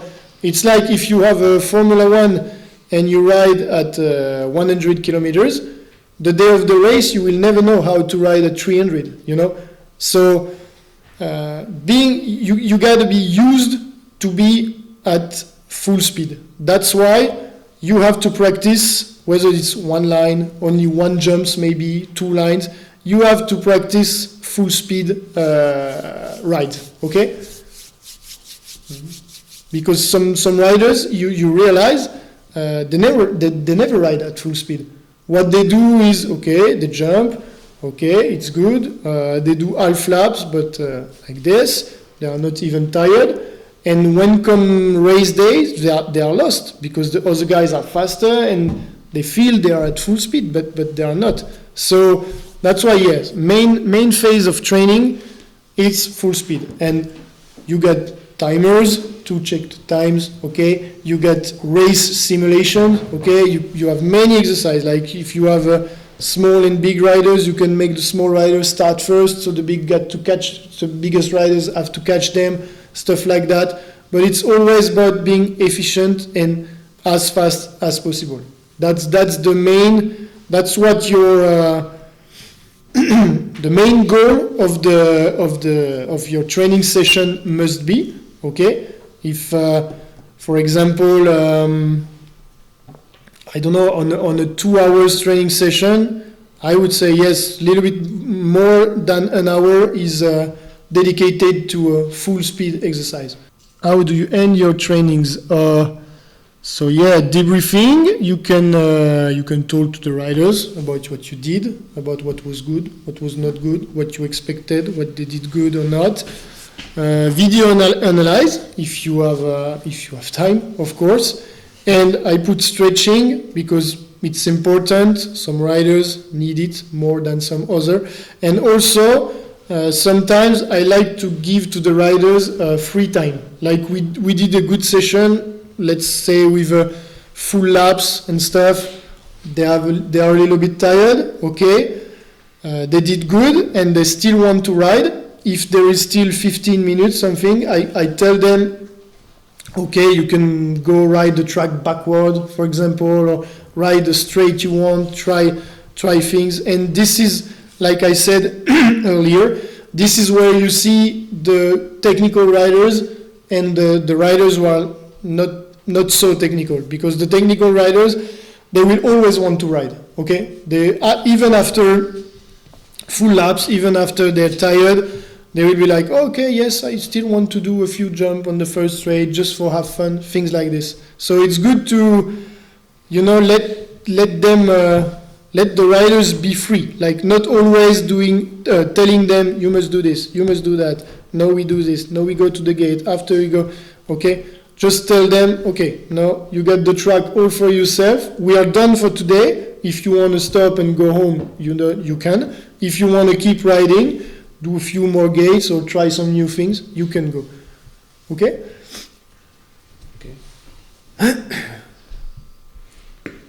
And how do you teach technical skills? Well, you have to repeat. So, like we said, it's yes. How do you teach technical skills? From this part, you have some videos. I have most videos of physical skills. Yeah, physical skills. Technical skills, not so much. But if you can talk us typical mistakes in technical skills, or by manual. What? Oh yeah, but you see it as a coach. Yeah. It's after that. It's your role as a coach to correct the riders, to tell them when it's good also, but tell them when it's not good. And the technical, it's all about automatism, okay?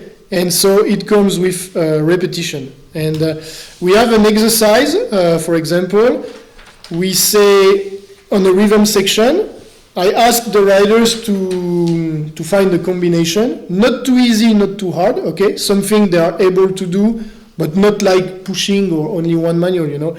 And they have to realize it like 10 times in 20 minutes, something like this, okay? It's what we call technical endurance. So they have to do it good 10 times in 20 minutes, so they manage their time like they want. If they want to go drink during the 20 minutes, they can. It's up to them, and you just note, you watch them, and you say, okay, 1, okay, 2, okay, 3. And so it helps them repeat the same moves again and again and again, because it's the best way you teach technical. And as I told you, the video is important also, because it's the only way the riders can see his mistakes, because sometimes, especially for the kids, it's hard to explain when you talk about hips going backward and stuff. That they don't realize, they don't know what you really mean. So when you show them, and that's why for me also it's important as a coach sometimes to ride with the riders, because for the trust they put in you, it's better, because if you show them, they will know you know what you're talking about, okay? Mm-hmm. Because if you imagine you're a coach, you're very fat, and you come with a beer and a cigarette, and you're gonna tell the kids, "Hey, you suck at manual, come on." The parents, the kid, they will be like, "What the fuck is this guy? He's never been on a bike before. He's never been on a..." So you have to stay coach, okay? You are here for training the guys, not for training yourself. But sometimes it's good to ride with the riders, and even for the parents, they're like, okay, this coach, he asked my kid to do manual, and he shows him, so he know what he's talking about. It's good. I can trust him, and the riders also, okay? So I like the teaching by doing, you know, teaching by showing, okay? So this is good way to learn, because they know, and it's good also for the kids, like when you can have two groups for the small riders to watch the elite riders or junior or things like that. It's always good, like you were saying in Besancon, the kids, they train in the same time as the elites, yes. Not on the same spot, but they share the track, and so the kids, they see what it's possible to do. Because sometimes you will tell to a kid, you have to jump this double. For him, it's impossible, because he's never seen anybody jumping it. So he's like, no. So if they see bigger riders doing it easily, they know, they say, oh, okay, it's not so hard.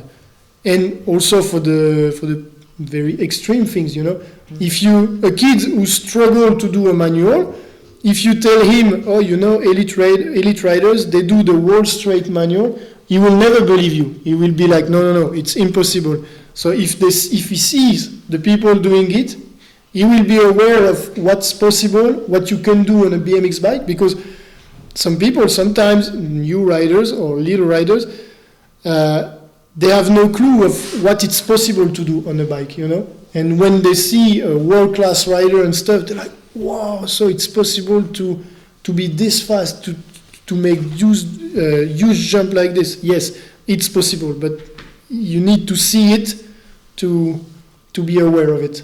You see? Okay. You were talking about the technical endurance. Yeah, the 20 minutes exercise. yeah, And you guide these riders after every repetition or after try. yeah. But it's easier with small groups, you know, because if you have a group of 20 riders, it's not easy to talk to every riders after each ride. You see? So you are in an active role in this exercise. Yeah. Yeah. Okay. I tell if, for example, you take a line where there is 5 double, okay, 5 double jumps. If the riders tells me my goal is to jump the 5 doubles 10 times in 20 minutes, I will watch him, and if he case 1, he will come back, and I will say him, no, I don't validate this because you cased the second one and you cased the third one. Okay, it's me who will say if his way was good or not. So they try to challenging themselves. Sorry? So they are trying to challenging themselves. Yeah, Like yeah. they establish, okay, this Yeah. repetition, I will do it like And this. it makes them mind, because I ask them to find a way, not something impossible, because if it's something you do once every 2 months, you will never do it 10 times in 20 minutes. It's impossible. So not too easy, but not too hard. So they have to figure out, okay, I know this line, what can I do? Okay, this might be too hard, this might be too easy. It's good because, you know, in their mind, it helps them find solution, find something. It's not, you don't want stupid riders who don't mind, you know, who just go, well, I don't know what to do, just push. They have to be creative. That's the word I was looking for. Yeah. And same, yeah, everybody is different. So, some kids, they are very creative, and some it takes most of time for them, mostly because they are not aware themselves of what they are able to do. The kids, sometimes they have a negative vision of themselves. They are like, no, I can't do this. I'm like, yes, you have the ability to do this. Just try it. And sometimes when they do something, they are surprised. They say, whoa, I didn't know I was able to do this. And what they say is, oh, finally it's easy. It's not that hard, you know? Okay, so we go with the mental preparation. Win, lose, just play, yeah. So, yeah, basically, well, the people, they will see it by themselves, but BMX is pretty unfair, okay? Sometimes you have to have luck on your side. It's not always the strongest rider who win, because anything can happen in BMX, and that's something the riders must be aware of. It means sometimes you can be at your best shape, at your best level, you have done everything you had to do during training, but I mean, you can be in the semi-final in second place, and the first one is slip off a turn, and you crash into it, and your day is done.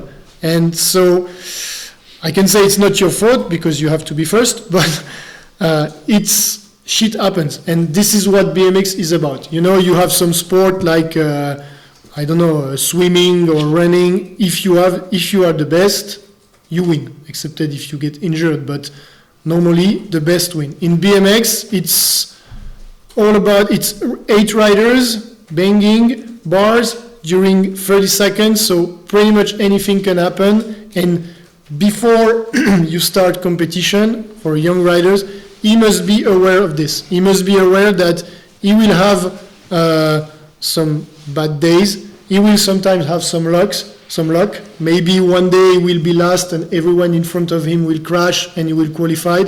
It happens.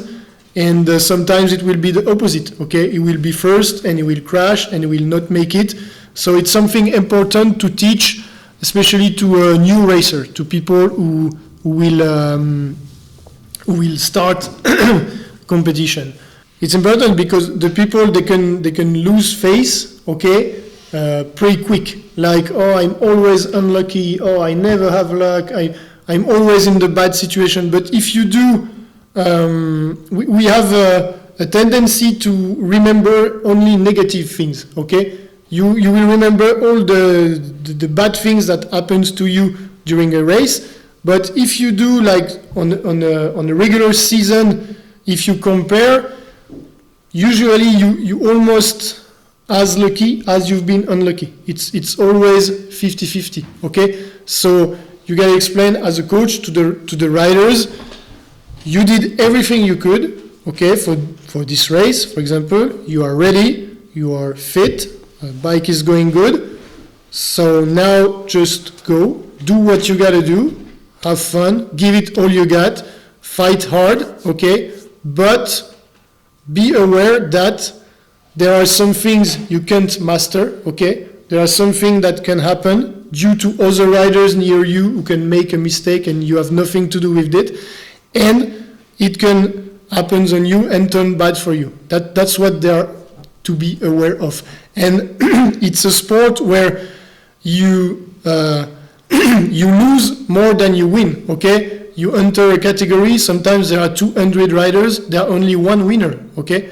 Which means there are 199 losers, okay? It's not a football match, for example, or it's either you lose or you win. It's 50-50. Your team win, your team lose, or they got draw, but it's easy. In BMX, there are a lot of losers, and there are only one winner at the end of the race on the podium. So you got to be aware of this, because you see some people, they want to win, which is good, but they don't realize that before winning, you have to lose many times, and which is good with BMX and other sports like this. It teaches you how to win, but it also teaches you a lot how to lose, how to accept the fact that you're not the best, or you were the best today, but luck wasn't on your side. So, of course, you have to make everything possible to get all the luck on your side, okay?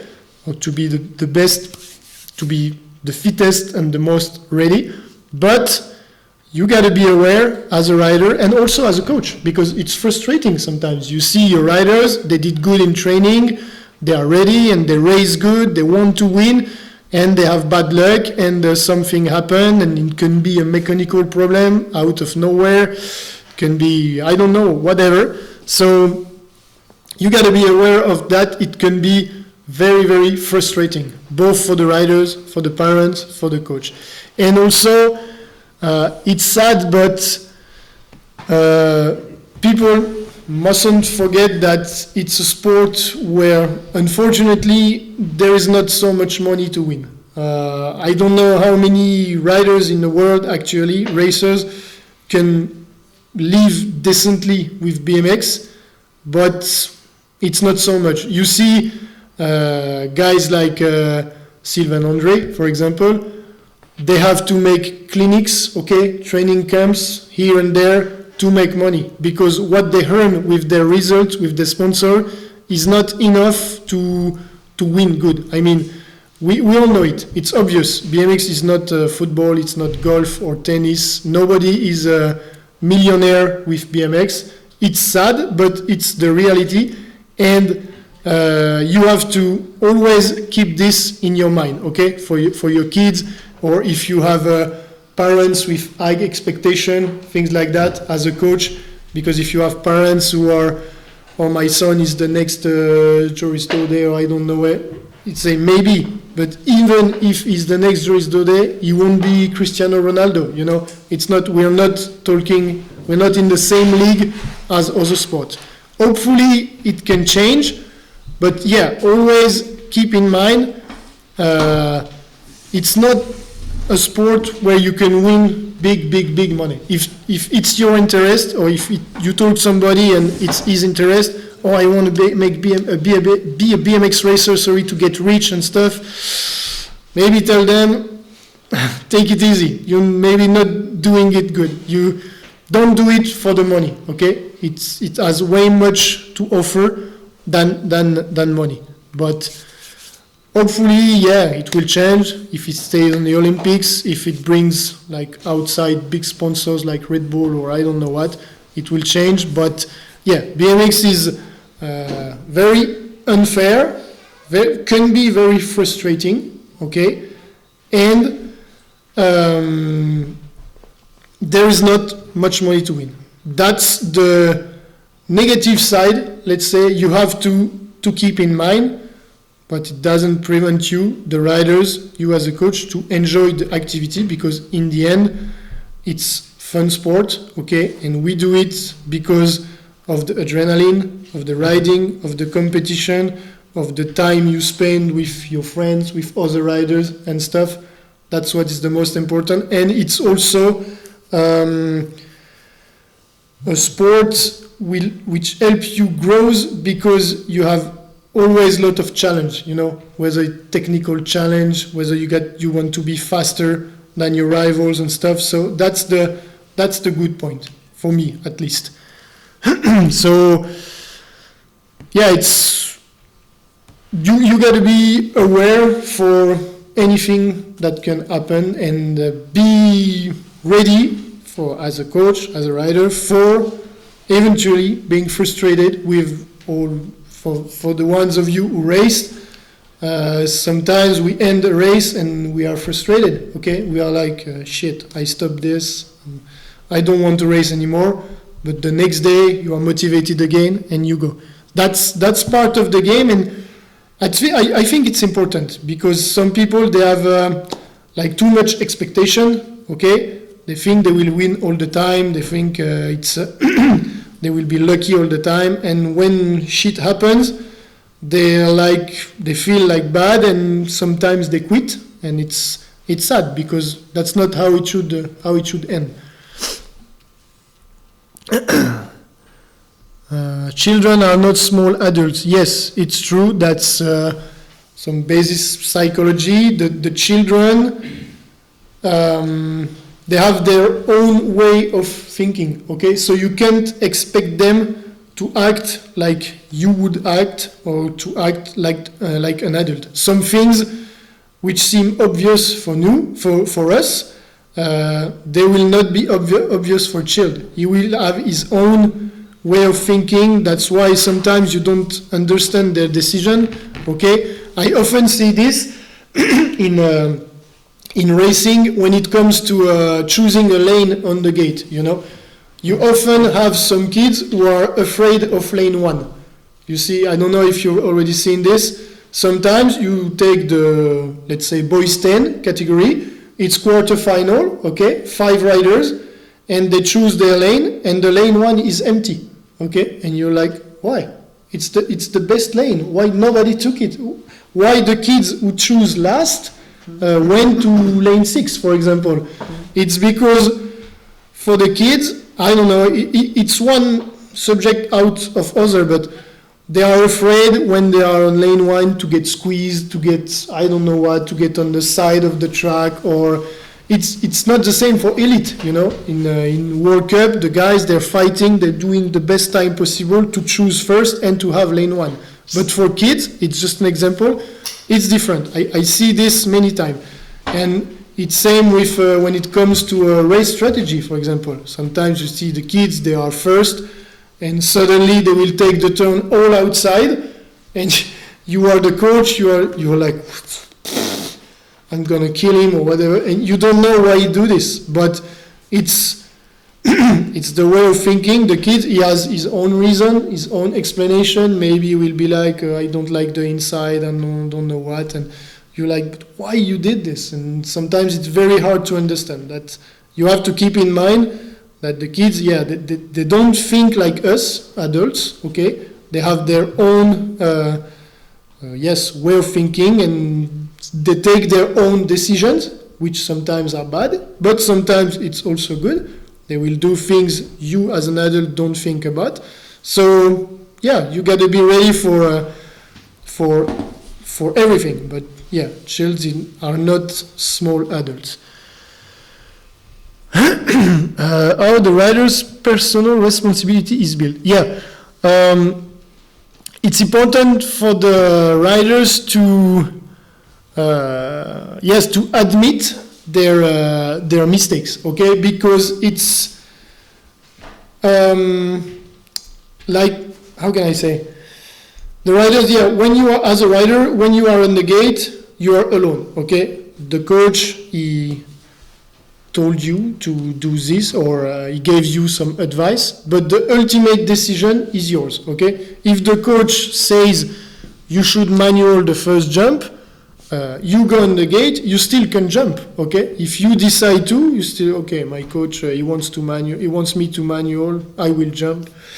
But if jump is not good, for example, as a rider, the riders, they must be able to say, okay, it's on me, I did a mistake, okay? And sometimes that's not easy because we tend to put fault on somewhere else, you know? Say, no, it's not my fault. No, it's not, they were this, I had this problem. No. It's important to teach the riders that they always have the decision. And also on the good thing, because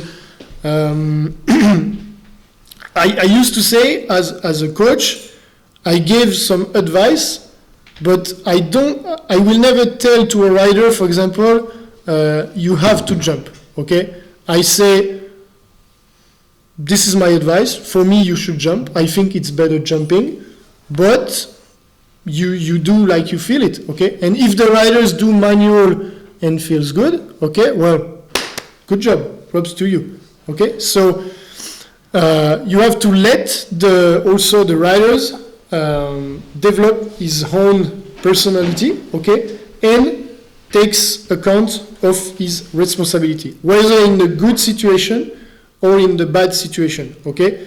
Because sometimes the riders, they do better than accepted, okay? So it's up to them. You get to congrats them and stuff, but it's telling when it's good and telling when it's bad, both. Don't always be like, you did bad, it's not good. And don't always be like, oh, very good, oh, nothing bad, nothing. Be like average, okay? Don't hesitate to tell when it's good or to tell when it's bad. And the rider's responsibility is built, it's same with experience also. The more races you do as a rider, the more bad decision you take, and the more you will have to admit it's your own fault, okay? But after it depends also on the atmosphere around the racers, around the pressure, things like that. The parents, they put some pressure. Sometimes the sponsors, the stuff. So they have to be able to go away with that, focus on themselves. Because in the end, as a coach, you're not going on the gate with the riders. He's alone. You are in the coach zone. You are aboard the track. But the guy is alone, so he has to take his own responsibility. Is everybody okay? Because it's not easy topic, you know, the mental preparation. It's more abstract topic. Yeah, it's interesting because on the physical preparation, basically everybody does the same. Like there is no magic. Everybody goes to the gym, do squat, do bench, do deadlift, I don't know what. But on the mental preparation, everybody is different. So as a coach, you have to adapt. Some riders, they will need you to push them, to go, hey, move your ass, come on, let's go. Some riders, it's the opposite. You will need to calm them, to say, hey, you're doing good, keep doing the same, okay, don't change, nothing. It's up to you to know your riders, to know how to talk to them, because it's important, because as the trainer, they will refer to you, because you know the riders, sometimes, I have parents, they tell me, I did my son to manual, he tell me, fuck you, you did him to manual, so he manual, because you're the coach, so the kids, they will listen to you, you know, they will listen to you more than they will listen to their parents, even if you say the same thing. So that's why it's important to adapt your talking, your strategy to every riders, and that's why the spending time on the race with the riders is important, and to the group time also is important. Like when you do some, you said some camps without parents or stuff. Yeah, so it's good too, because the riders, they know how to like discover themselves, to manage without their parents, and for the coach is good too, because no, but sometimes in the like when you are in the French team, for example, you got the tent, the French national team. The parents and family members are not allowed under the tent. Like it was a wish from the head coach. He said, no, the French tent is riders, staff members only. Your girlfriend, your father, your mother, they are in the stands with the crowd. Okay, you go see them after the race, but during the race, you stay focused on what you do. And sometimes for the parents, it's very hard to step back a little, okay? To let the trainer manage your kids and stuff, because the parents, they are the people who know their kids the best. It's obvious. So as a coach, you will have to sometimes deal with some angry parents who will be like, I need to see my kid, and you say, okay, I got this. I will help him. I will manage him. I will talk to him. Okay, don't come put pressure on him. Stay on the stands, watch the race, enjoy the show. Okay, it's not always easy, and that's why you have to be strong as a trainer, and you have to gain the trust of the rider, which leads to the last point.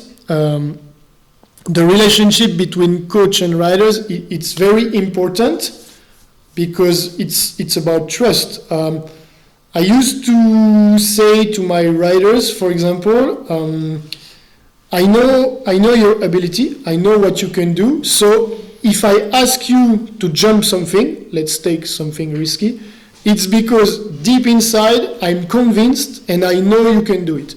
My role as a coach is not to get my rider injured, you know. If one little kid tell me, can I jump this, and I know he doesn't have the speed, he doesn't have the skills, I will tell him, no, you can't jump this now. We are going to work on smaller jumps and stuff, so you will be able to jump it later, but for the moment, no, I don't want you to jump it, okay? But often it's the opposite.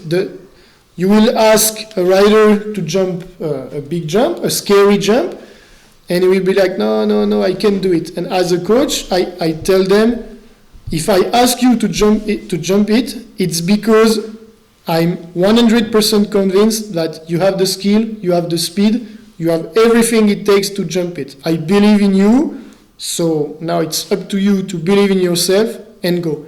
And if you do the right things, it will go well. So that's why the trust is important, because if you send a rider to a jump and he missed it by half and he broke the bike or he end up on the hospital, that trust can be broken, you know. The riders, it can be the kid, the rider can be like, he asked me to do this, I got no speed and now I'm out, this coach is not good. So that's why you have to know your riders and analyze what they're able to do and stuff. But there are, I know in France, well, they have many fails on the Olympics, because Paris was good, but all the other Olympics were a disaster, because they never had any medals on the men. And so yeah, they worked a lot on the mental side before Paris Olympic Games. And that's really helps. Now I think most of the countries use mental preparation. You have many technicals, like briefing technicals. Like what's important also is the visualization. Okay, I used to tell to the riders, whether it's training or racing, you know, before in training, for example, before you do a jump, just visualize yourself jumping it, whether it's in a GoPro mode or whether look at the jump and try to see yourself, try to feel, you know, if you have, for example, a quick manual on a big jump, try to imagine yourself, quick manual, big jump, because your brain, it won't do the difference between what you imagine and what you do for real, okay? So the more you visualize yourself doing good things, okay, the more your brain will think you already did it. So it's not so new. That's why visualization is important, and you see it also in skiing or mountain bike. The guys, they're like this. Well, for them it's easier because they are alone on the track, so they just have to focus on their line. In BMX, you have 7 other guys with you, so you can't really predict how a race will go.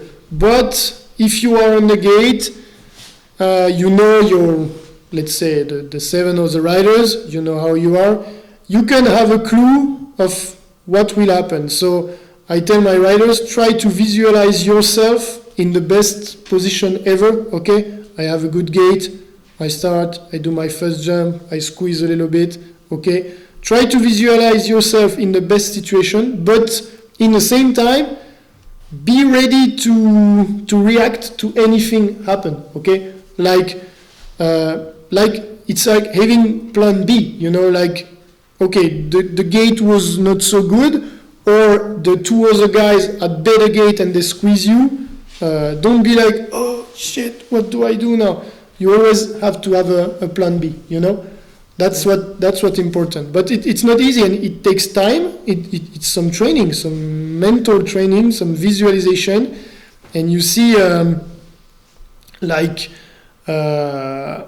race, if they are not on the first group of training, I say to the riders, go watch the track, watch the other, riders doing it, the other group, so you already have a clue of what you can do or not, okay?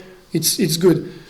Don't base yourself, for example, for small riders on the elite, because you will see elite men jumping and you won't do that. But if you see another group just a little bit older than you doing some manual, doing some jump, it gives you an idea of when it will be your turn of what to do.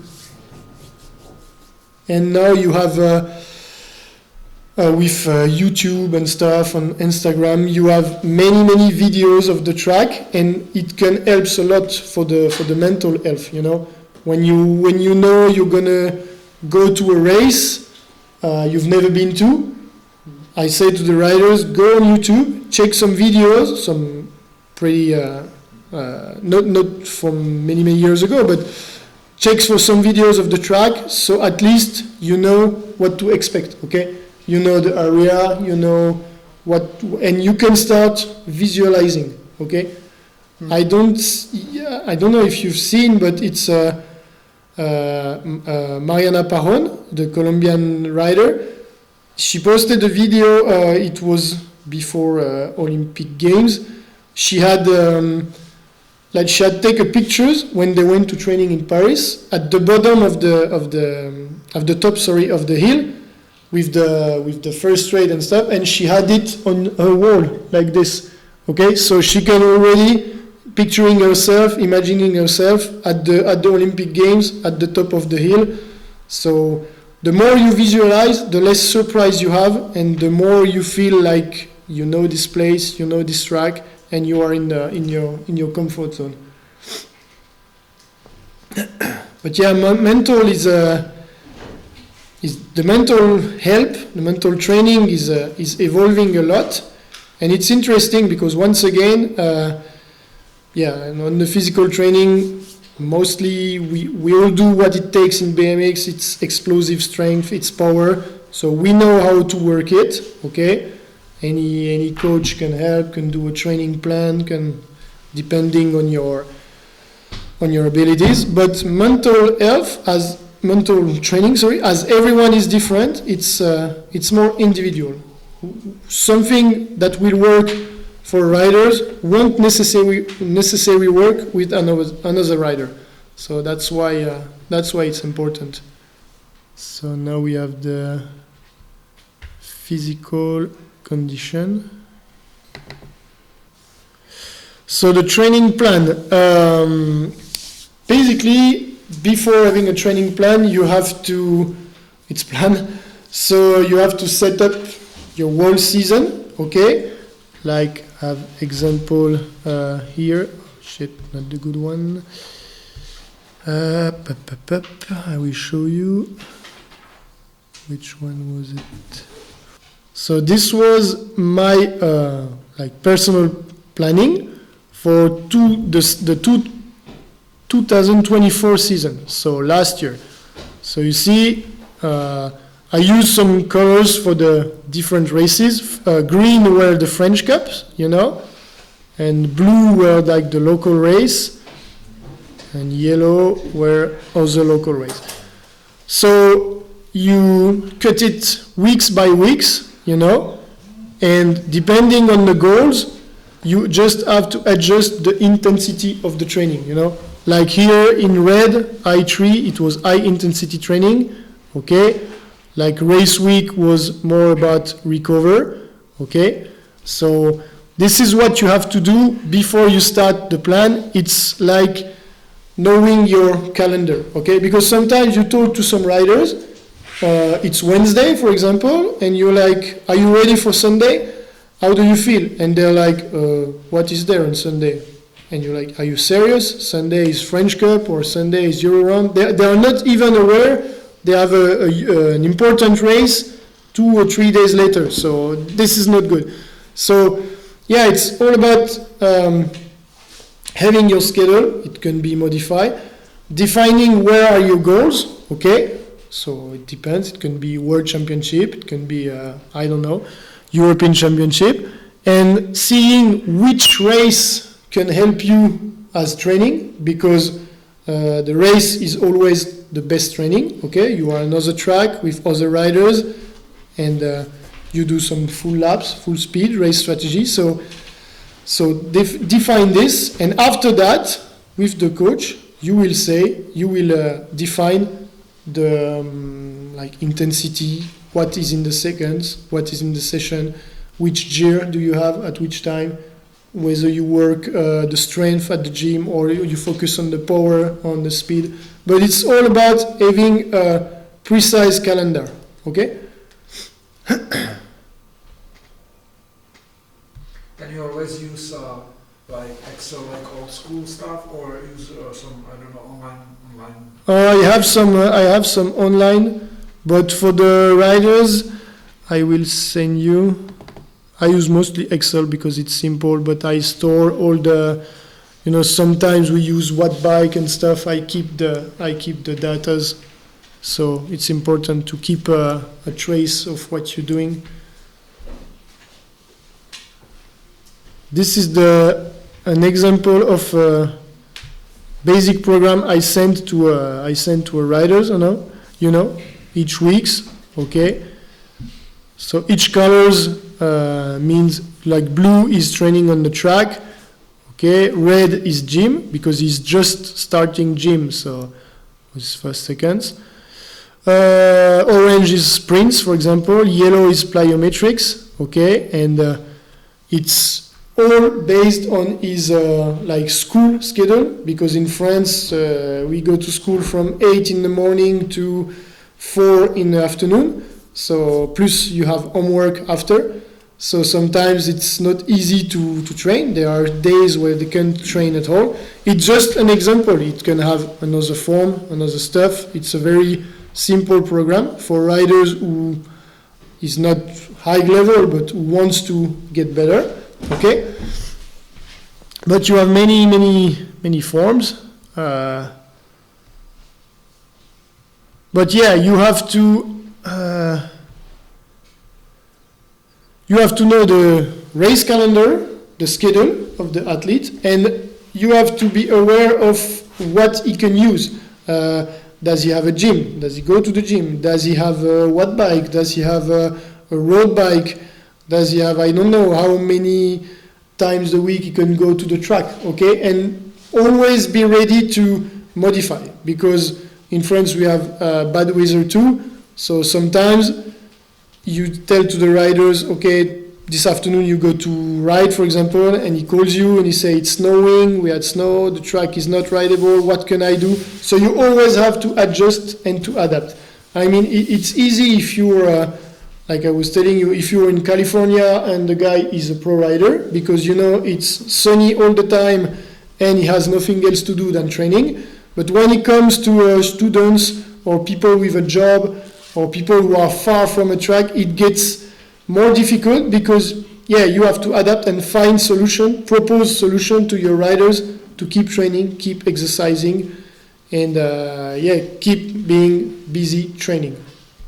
But it's interesting. It's challenge, and there are always some solution. Whether it's plyometrics, you don't need nothing. Sprints, basically you just need your bikes. So there is always a way of training. And after that, it depends also on the motivation of the riders, because some riders, they're too tired after school or things like that. So, and it's saying, the volume of training, it depends a lot.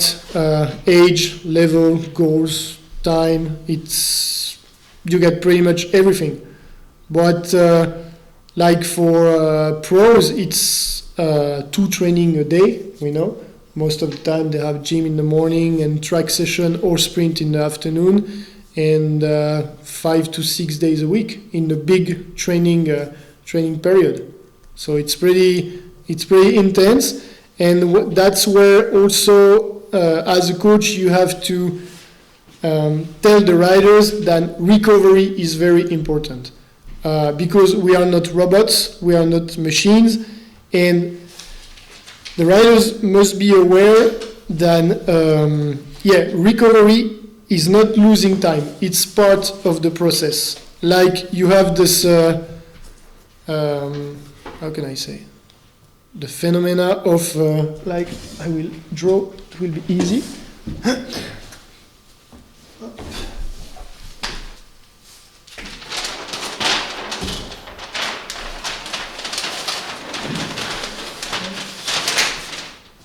Like on a graphic, we have here the level of the rider.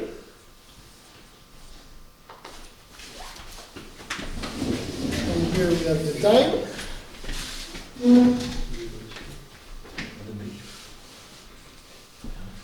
You keep training, so you're making the body tired, making it a little weaker, so you're going down, okay? After here, you cut, you make a pause, and when you come back, because of the recovery, thanks to the recovery, you come back here, and you goes like this, okay?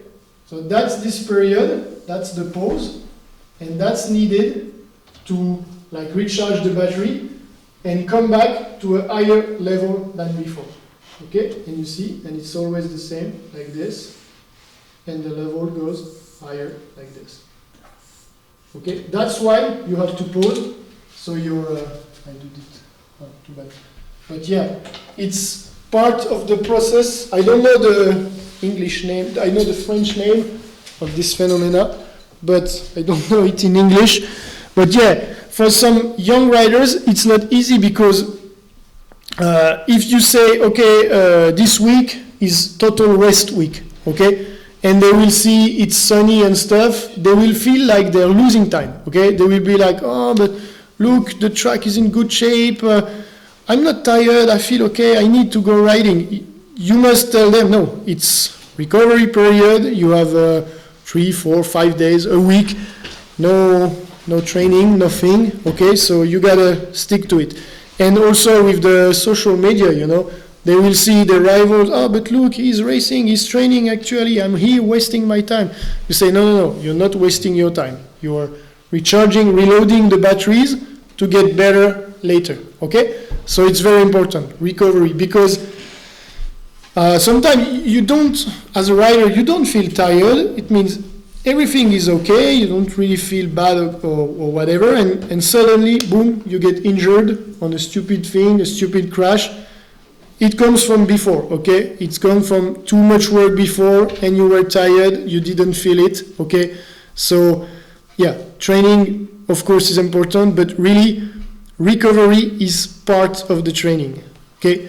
And it can be also recovery between trainings, like on a full week of training, it will be about sleep, about diet, about hydration, okay? Drinking enough water, having enough sleep, okay? Because it's like you don't, the tiredness, you don't see it coming, okay? You feel good, but inside your body is tired. If you don't do what's necessary in concerning recovery, your body will be tired.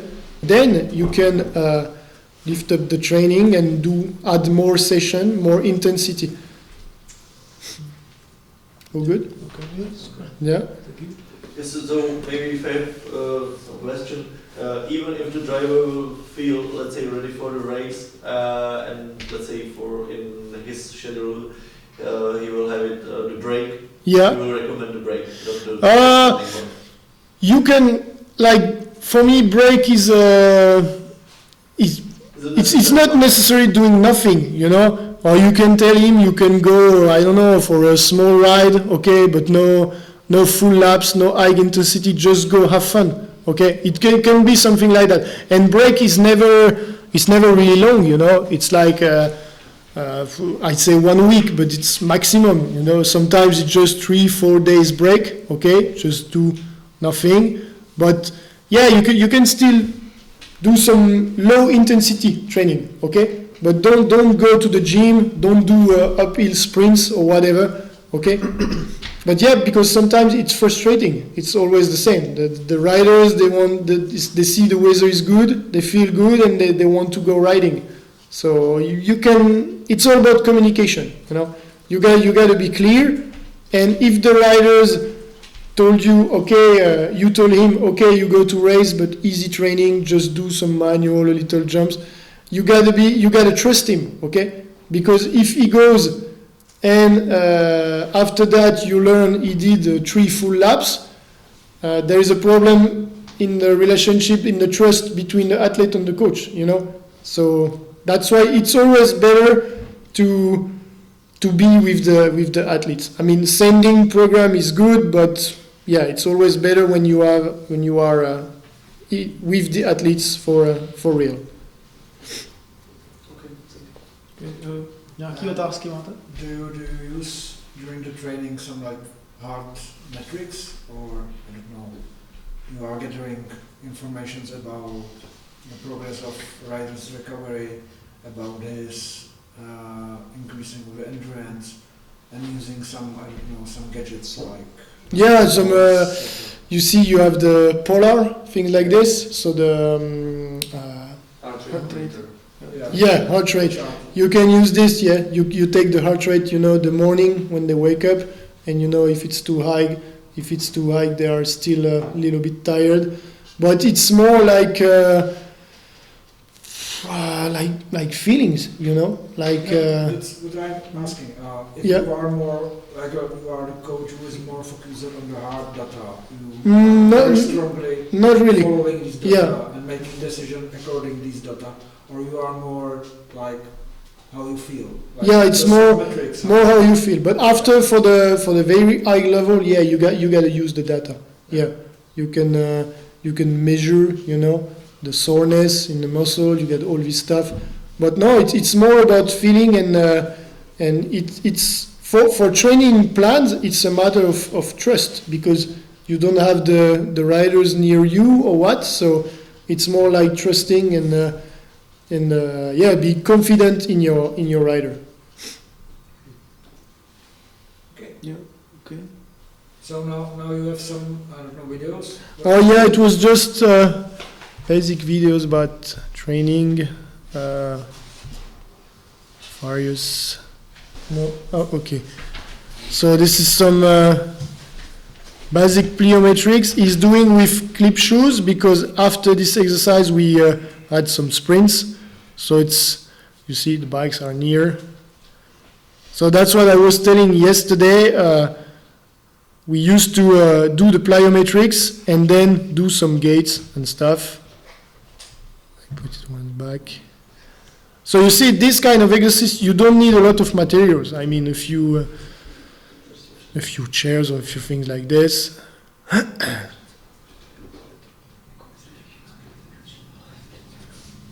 And you do this, and after you take the bike and do sprints. We had this is some uphill sprints. You mean immediately after? Or No, this is something else. You see, here the riders, they have flat pedals and they have big bracket and it's uphill, you know, and they do some just little bunny up to cut the pedal and have to start again. That's many examples, you know. For the uphill sprint, we also do it this way.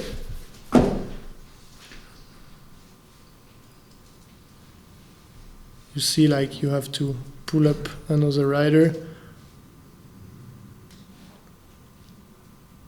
Yeah, there are always many things to do.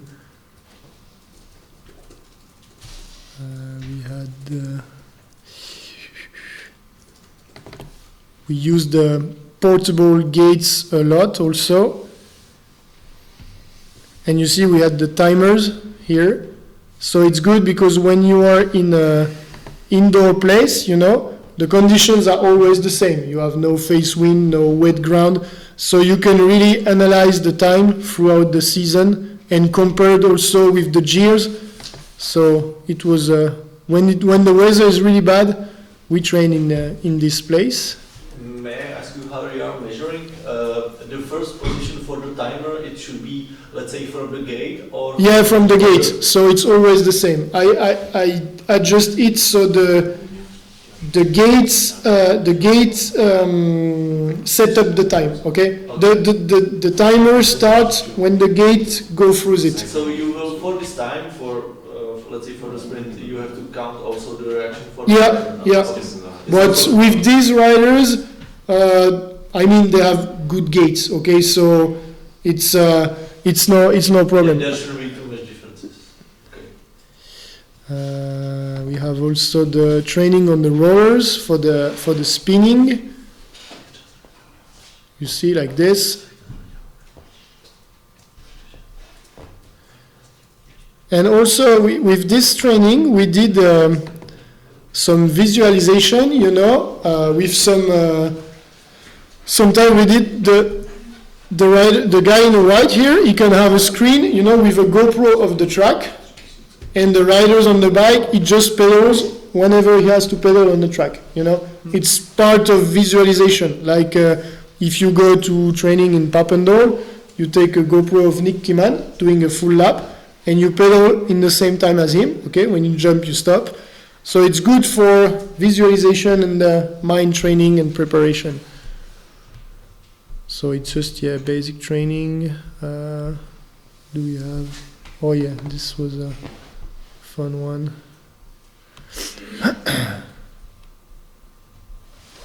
This is some kinds of indoor exercise, you know, for race lines, turns, practicing the turns, things like this. Race mode. Here we crashed.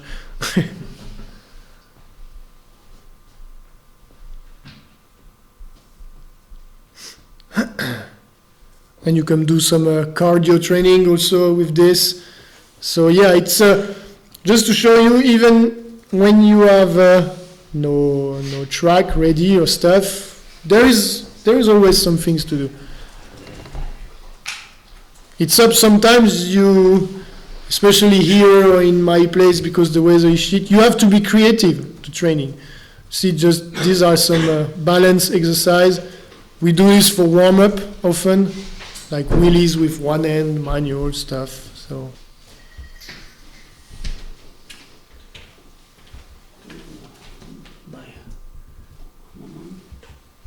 Okay.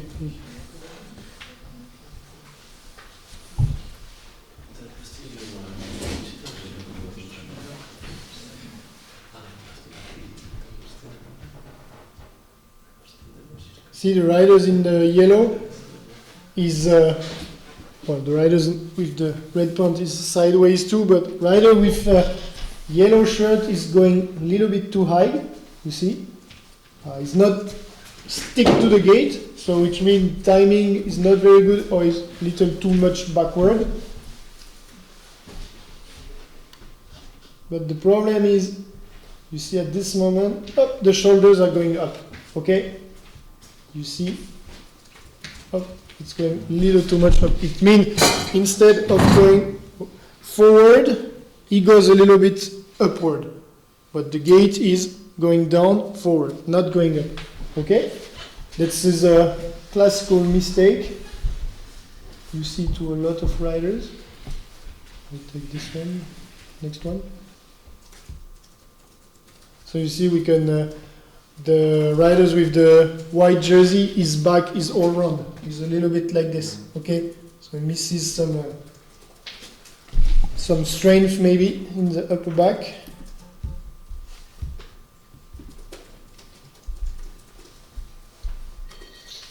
Oh yeah.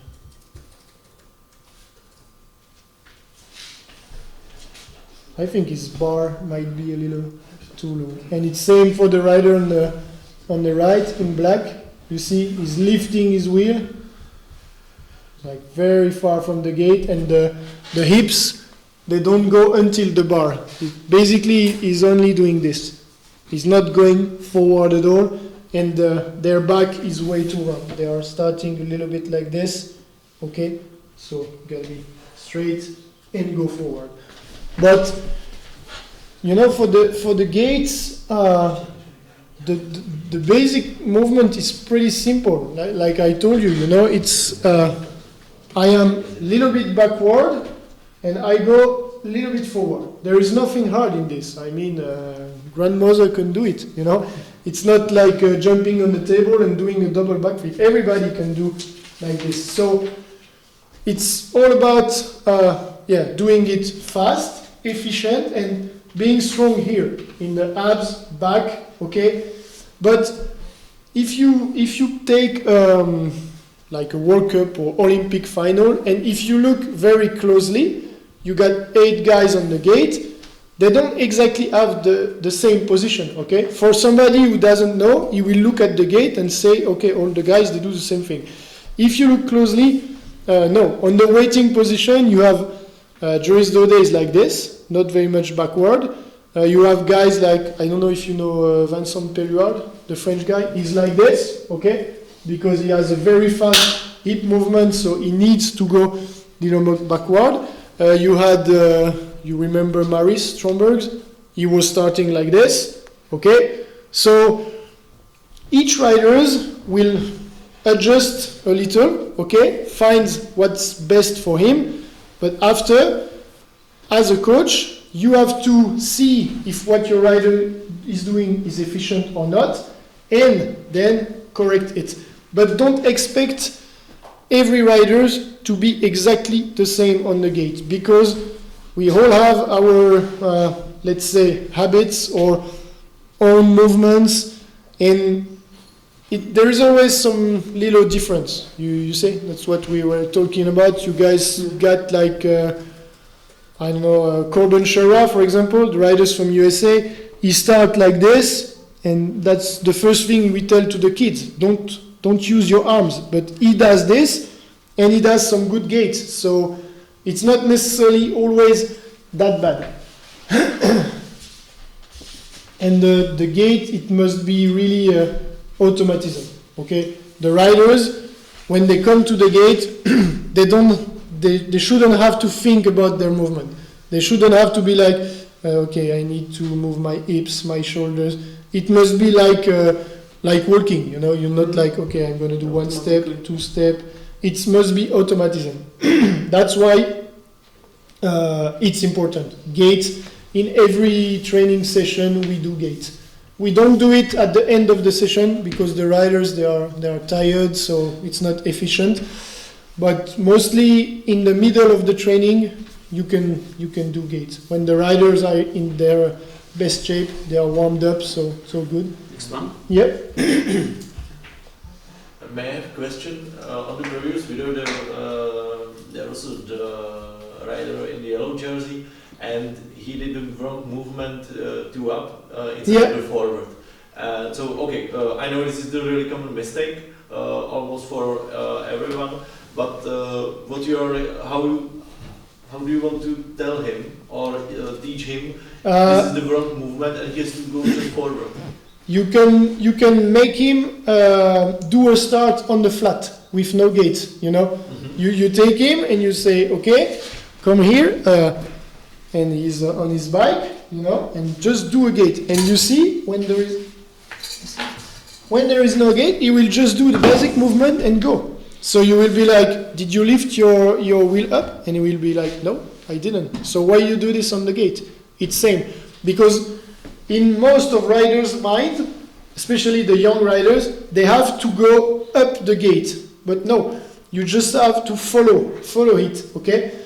And that's why most of the riders, they are 100% sure you have to lift up the wheel. But no, you have to explain them that the fact that the front wheel lift is because of the power you put here and on the legs, okay? I use the example of a motorcycle. If you start with a small motorcycle, you open the gas and it will be like nothing happens. If you start with a MotoGP, for example, you open the gas and it will be like this, okay? Because it has much power. So it's same on the gate. The little rider, they don't have that much power, so their front wheel don't have to lift. It's okay, it's normal. They just have to follow the gate, stick to it, okay? But not try to do like the biggest rider and go up the gate and stuff, because that's not what's good. And mostly when you do some sprints on the road with no gates, nothing, they did the perfect movement. They're like this and they go. So you're like, why don't you do this on the gate? And they're like, oh, because I want to go upside the gate. No, you don't have to go upside the gate. You just have to find the right timing, first beep, first light or whatever, and follow the gate as close as possible.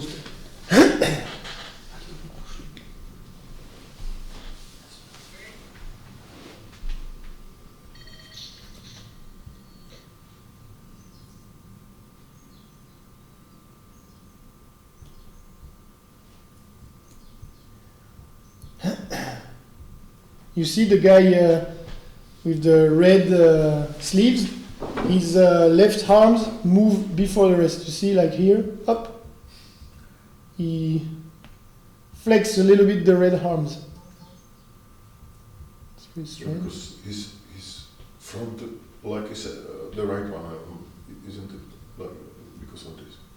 Sorry? He moved the left hand because his front leg is the right one. Yeah, but it's disassociated. Yeah, same. He's pretty far from the gate, you see? So maybe a little bit late.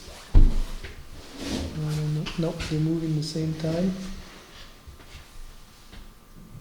And he goes the head like too much low. Looks like he's watching on the ground. Okay? The rider in black is watching forward, so it's a little bit better.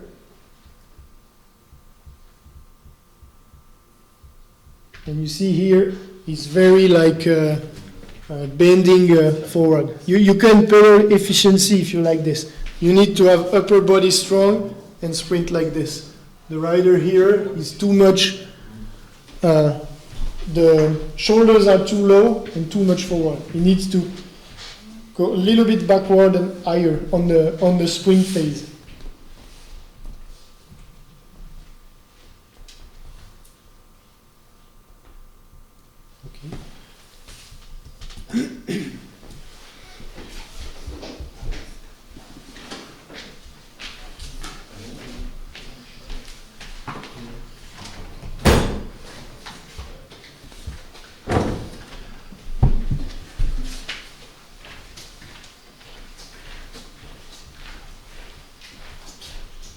Right, it's good. See the guy in white? The arms are a little bit too much. I don't know what to say. Bent. Yeah. Because he's lifting up the bar also. And the elbows should go backward, let's say in initial phase or the first phase of the start. No. When you attack the gate, the shoulders go forward, but after it's like you have what we call the second start. You go out of the gate and you go like this, and then you have a little bit forward again, but not like this, okay? Because you have no efficiency if you pedal like this. That's why you have to stay as much straight as possible. Okay, that's why you need some strength here. Okay, that's what is important. Because if you like fall on your bike or get like this, no, you won't be good.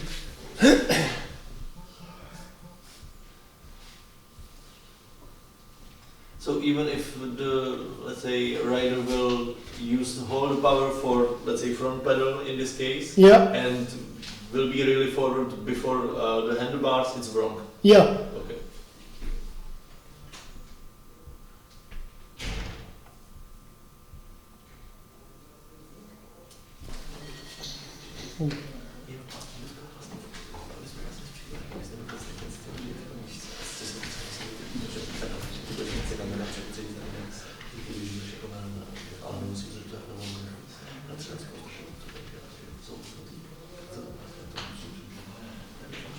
See the guy on the right with the black helmet?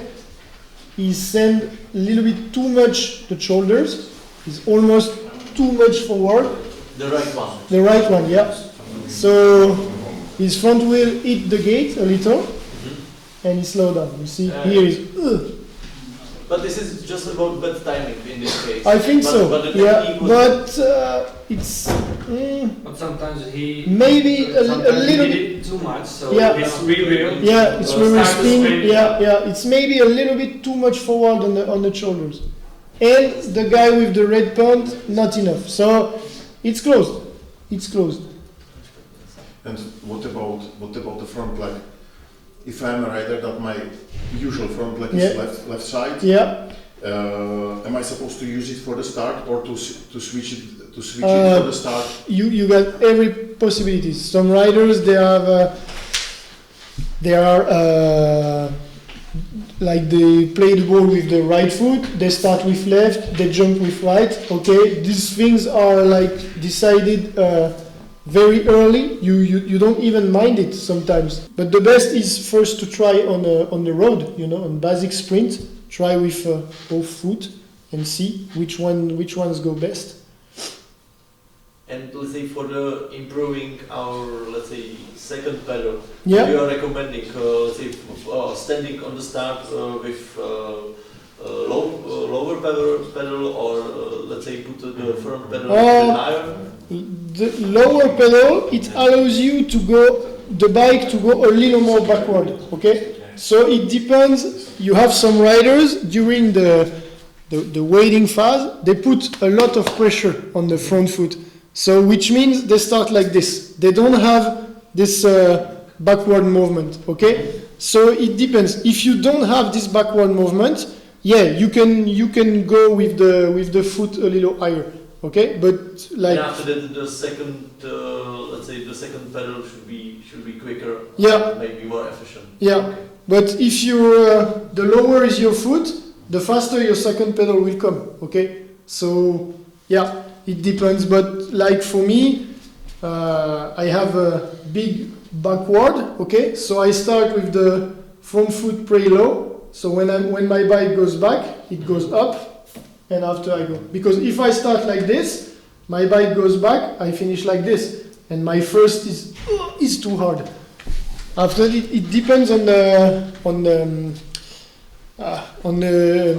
degrees, if to start like this or like this. But now, if you take like World Cup or stuff, the heel are always the same, and it's always pro gate. So the riders, they train on it, they race on it, they know perfectly. Okay, they are dialed in, so they have the automatism, okay? They don't have to think about this because all season long, it's World Cup, it's the same gate, the same degrees of length, okay? So they just know it. They went to the gate and they feel like at home, and boom, first start they go. And also there is big difference between pro gate and pro start system, because like now the pro start have electric, you see, and it's very, very fast. Like it's a few thousandths of a second, but it makes big difference, because if you go to Zolder, for example, it's pro gate, and you will hear, you go to the staging area, you will hear many riders complaining about the gate, being like, oh, it's slow, I hate the gate, I hit the gate every time.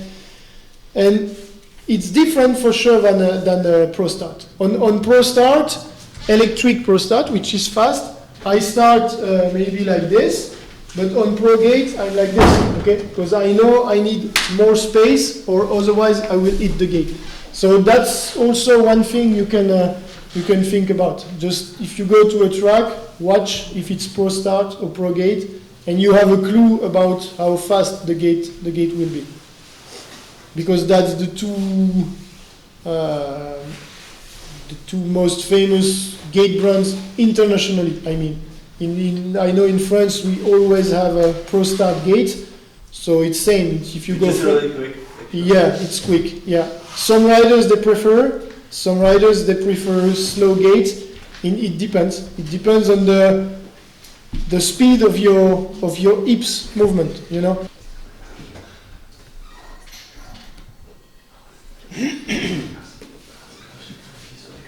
You are on the left side?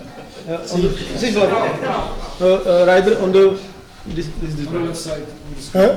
You can get analysis from the on the gate on the left. He's Láďa from here sitting. Okay. Right or left? No, Číslo nebo bez čísla? Otázka je, z jakého pohledu se to bere, protože je With the race number. The bike with the race number. ten vlevo, Tak z mý pozice. with plate number. I think the hip doesn't go until the bar. He's sitting here. Oh, you didn't recognize it. So the hip, you need to, like your bar is here, the hip must be completely to the bar, okay? You see here, there is a little gap here. So you can finish your move, okay? This is what misses here. And the other guy is lifting way too up, you see? He's doing like this. The head goes down and after it goes up, so not so good. See, very high, too high, far from the gate. Big gap here, so very, very far from the gate, way too high. Yeah. Okay.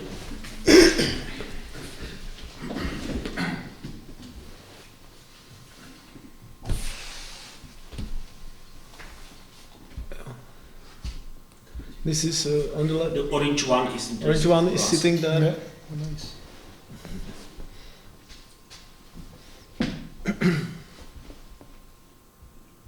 A little bit too up, okay? You see?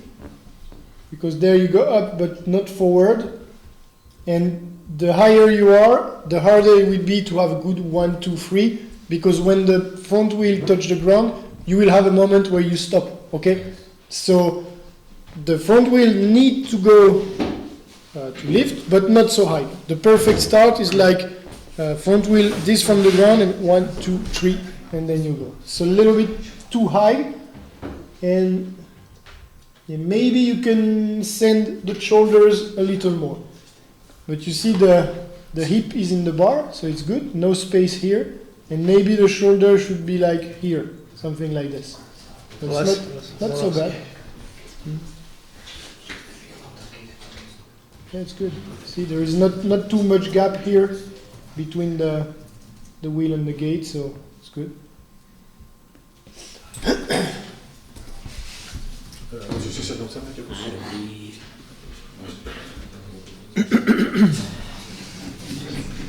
With blue trousers is Lion.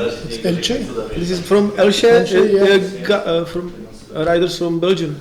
With the blue is Lion, white is Gomers, and on the black ones exactly Junior, some Junior. Exactly, I don't know name. You see the shoulders, they stay on the same line. It doesn't go up or low. It stays at the same 8. It's not too high.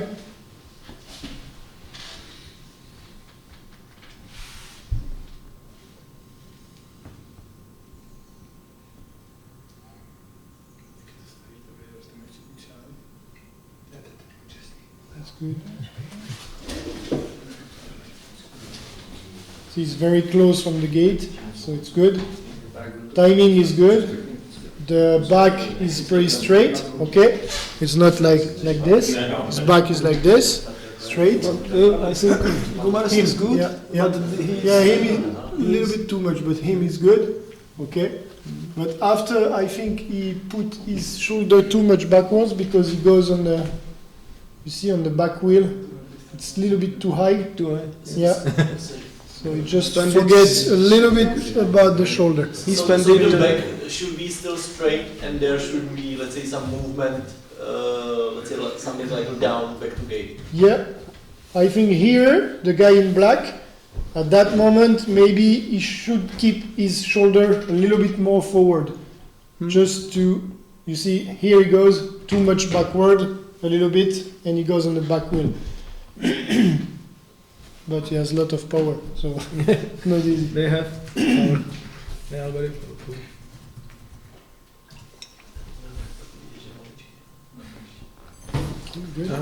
Teď je tam ten s tím, když tak Davide, tam je video s tím.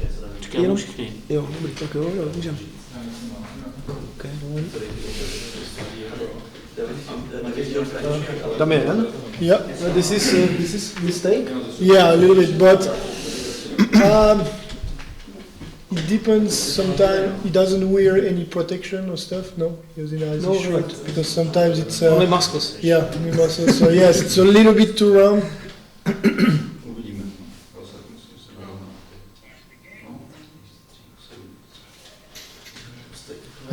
Yeah, and after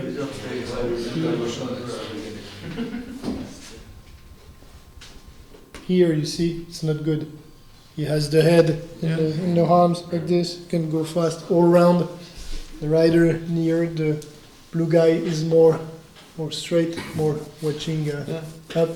Yeah, watching up. And he's lifting his arm like this and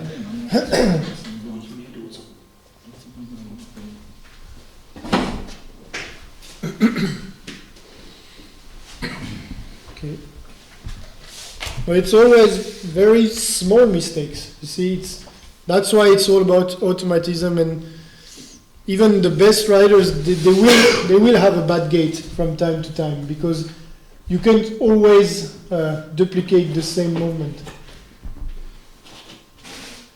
I know it's better.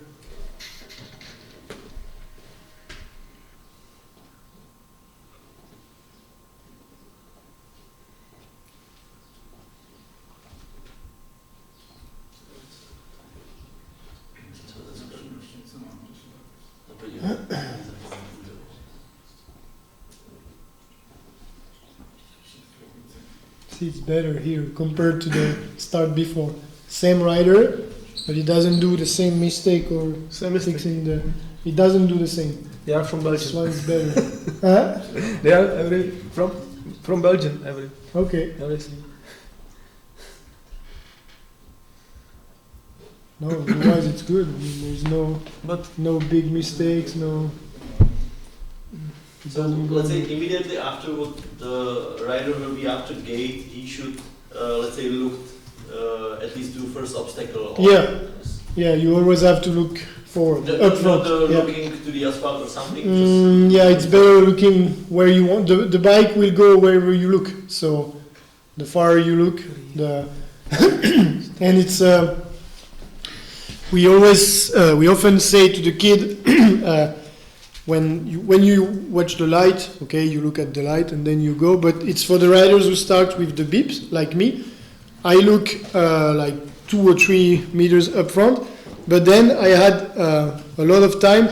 The bad mistake to when I start, I look at my front wheel, okay, and in the head we start at red, okay, but the gate goes drop at green. So at red, when you watch the gate or your front wheel, you feel like you're going into a wall, okay? Because you're like this and the gate doesn't fall. So sometimes you do like this and you stop your movement because you're afraid you're going to hit the gate. So it's better not seeing it, being like this, and go without watching the front wheel of the gate. Just watch up front.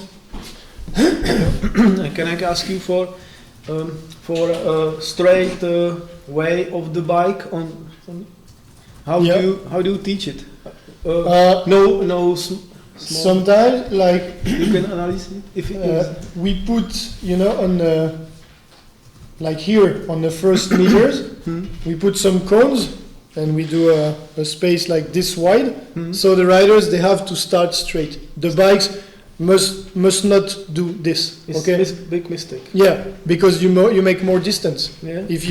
If you ride with wet tires, your trace must be as straight as possible. Yeah. If your trace does this, you do more distance, you're not efficient, and you always have the risk to touch the guy near you. So, but it's come from here, plank and abs and core workout. That's what helps you staying straight on the bike. That's all the strength here on the. A stejně taky to můžeš do toho přidat, tam se na to dobře myslí. Ty kuželky, jo? Ne, i bez kuželky, ale prostě, když se chceš projítovat z místa, prostě to nejel, protože to je docela frisovaný, takže prvně, šlapal od břicha dolů. Já totiž viděl... Tam je to možná jakoby snažší, protože on tam nedělá ten pohyb. Je to snažší, a navíc tam třeba trénuješ ten pohyb, ty dáme dopředu, na tom startu, na tu hlavu si pohlídáš. Na tom standu, na rovinu. Kolikrát právě, když taky, on to by si říkal, když dítě to dělá fakt na prd, tak ho vytáhnu na rovinu, tam zkusí ten stav na půl plynu, tak jak má. Jo, to mi dělá. My jsme to střídali, my jsme byli Sarian loni, tak my jsme vždycky, když šli jsme startovat a jakmile začal to kazit, tak jsme šli ze startu dolů, šli jsme na rovinu, na standard a tam si to zase zopakoval. Ty ramena hlavně, protože oni je dávají nahoru. A tam se to naučí jakoby dělat níž a pak jsme šli zase zpátky. A takhle jsme to furt střídali. Jakoby. Už nás koukali jak na blázny. Jako. Ale jako pak ze startu odjel, myslím si, jako docela dobře. To asi fakt funguje, no. Ale pokud by ten trénink trval na ty starty dlouho, tak už byl fakt gumovej z toho. No, jestli... Ty starty nechal být jak do druhého dne. No to pak poznáš. Pak už ti dal vece na hlavu. Oni na to ještě nemají tu sílu. Jsi frustrovaný strašně. Musíš to stopnout, protože pak se učíš ty chyby. No. A ty to musíš poznat, kdy už je ta čas jít do prdele, jako, a vrátit se zase odpočatej, no. Můžeme. This one is good. Just a little bit too high at the.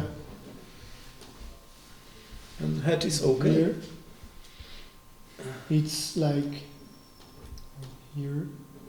At this moment, his shoulder should be more forward to put the front wheel back down. Yeah. And common mistake from the kids is often their front foot is like this, because they have this this mistake. So you have to explain them.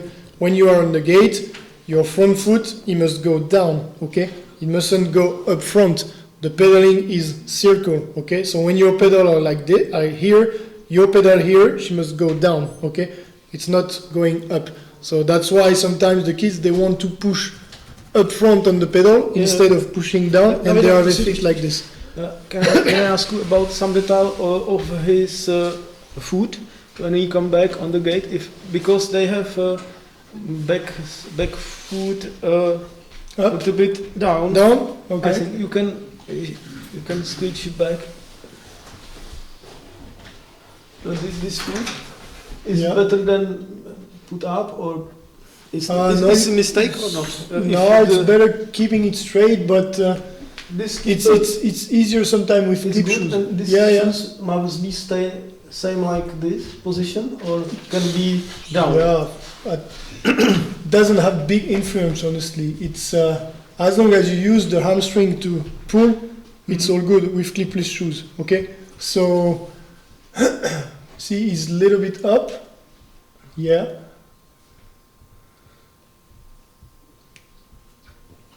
After maybe here, his right foot should be more like this to have like the circles. It's like, talk about it here. If I can find back. Because you have to, it's like how we say 15%. the claw. Yeah. But once again, you don't have this problem with clip shoes because your foot they are where you want them to be. With flat, it's different. Sometimes you feel like your foot is not exactly where you want to be, and because of the cranks of the screw, you can't move it. Yeah. So you have to. Yeah, this is my son.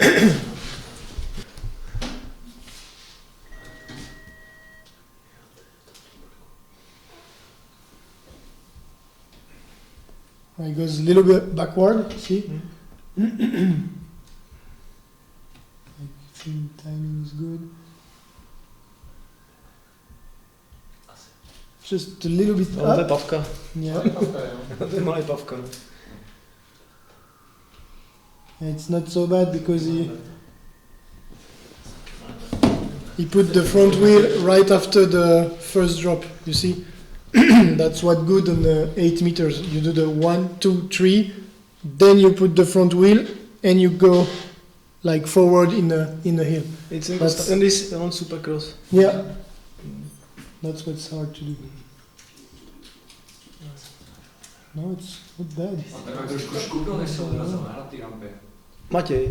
No. No, To je první takový se jako... Co On tam měl takový tam, no takový tam. no on totiž dělá tohle, on jako dělá takový, to se nemá, že vlastně jde a takhle si jako furt povyskakuje, jako, protože pomáhá těm rukám, že on to není schopný udělat jako jenom těma rukama. Tohle a pak začal dělat... No, on má spoustu takových pohybů, to je právě hrozně těžký. Damien we saw just some He flinched a little before he started the motion. Má podáto. No, to je možný, no. To určitě, jako, to je bez pochyby. Jsem to bude jiný. Now this. This? Yes. See, it goes a little Some bit. additional tap before. Yeah. It seems like it's not just like one fluid motion. It's like split into more parts. Yeah. See here, he goes a little bit down Helping moving. and up, a little bit up. Okay? So you got two movements, tack, tack, instead of tack. But once again, try to ask him to do a sprint on the road with no gate and see if he does the same. Okay? And you film him, the same position, you use, you know, the stabilizer, and you tell him just do a start with no gate and see if he goes down up or if he just goes forward. Because sometimes when they do some basic sprint, they don't do it. It's Matěj's best mistake. Up, a little bit up, but not so much. What gear does he have? 43, 44? 41, 15. Okay, so it's like 43 and a half, Yeah. something like this. Kolik mu je? No to těm už, no 14 nebo no. A má 43,16. Ne, 41, 15 No no. teď jo, tak když to přepočítáme. No, on má 40,7, to je nějaký ten mezipřevod, tak má jako 40-15. A zubů je tam 40, ale je to o něco větší, tak to je něco jako 41-15. Já nevím, já jsem tam něco...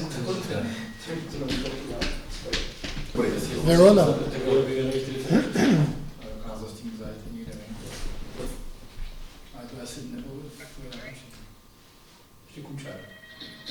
Je to Kuba.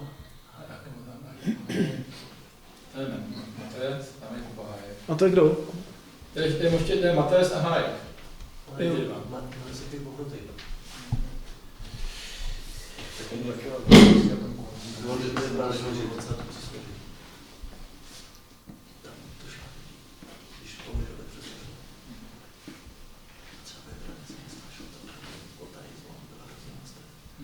Who is it there?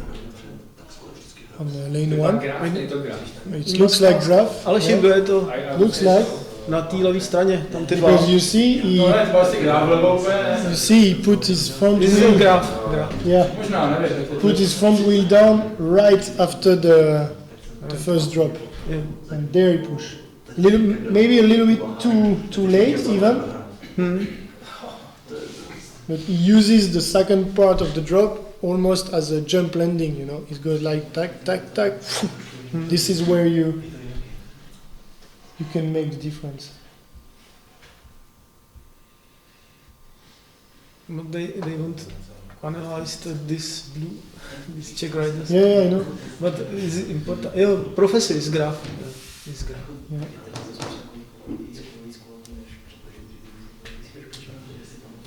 You see, Graf legs is in the bar, and here you got a little more space. I don't know if you go. Too late. Yeah, a little bit late. And it's really important to send the full movement. Go really until the bar, okay? Don't stop before. Don't send half the movement or 80% of the movement. It's full movement, full power. Oh, the gate is good. See here is very close from the gate, maybe even touching it a little, so it's good.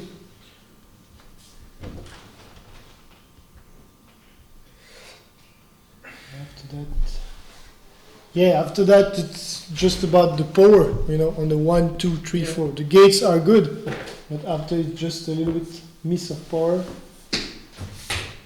And you see here too much looking down. See, it's looking to the ground. If you see graph, it's looking more, a little bit higher, okay? Just, keep the head straight, look forward. Don't pedal looking to your front wheel, because you're not aware of what's happening and you're not efficient. Actually, this guy has at least 190 meters or something. Yeah, I see, he's tall. Yeah. It's a really high guy.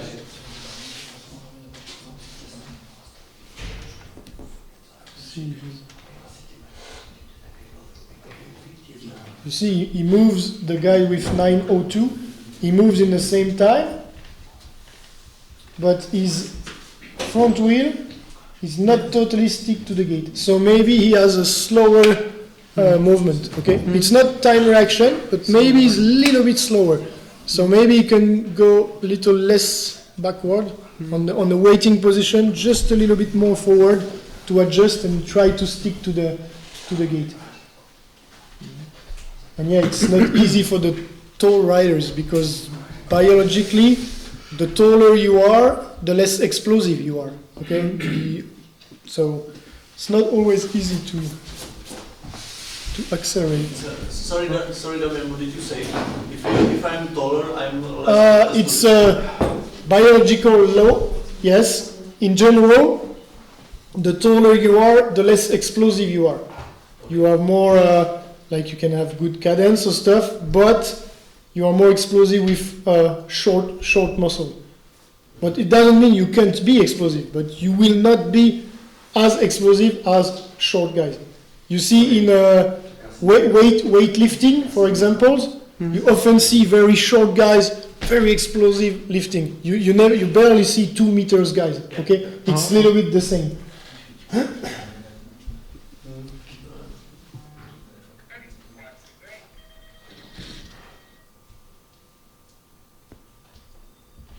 You're staying here a little bit far. The yellow bike goes a little bit up. So he goes to the bar, it's good. But you can be closer to the gate. It's nice because the front wheel, you see, goes down right after the drop. So this is good. This is where you can push and get some speed on the supercross track.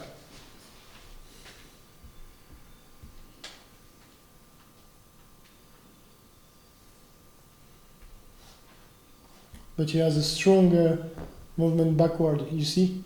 He goes very, very far backward, which means maybe on his waiting position, when he's like this, yes, his left foot, he can put a little more pressure on the left foot to go less backward. Because you see here, there is the little gap here. It would be perfect if his front wheel was, let's say, 5 centimeters. It's not totally stick to the gate. So there is a little margin for better start. But for the time reactions, you need several guys on the gate.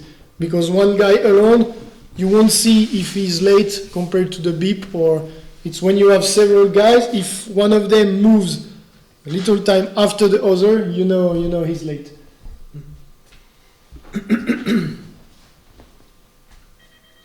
Oh, he's low.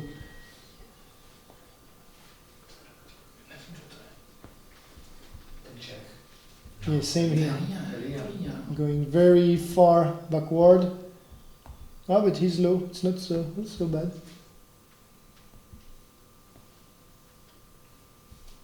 You see the back foot is a little bit down.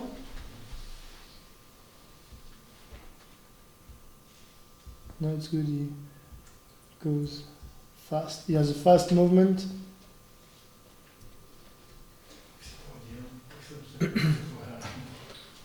This is why it's not far. They get a small. They haven't rear front way, straight way with bike.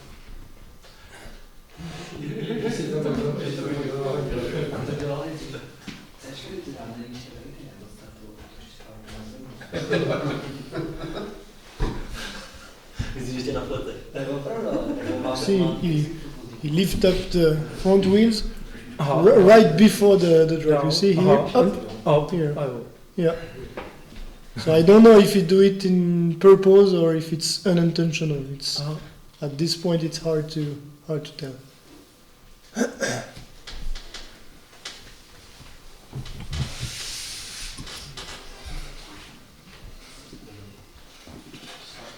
Asi stačí tak poslední, the last.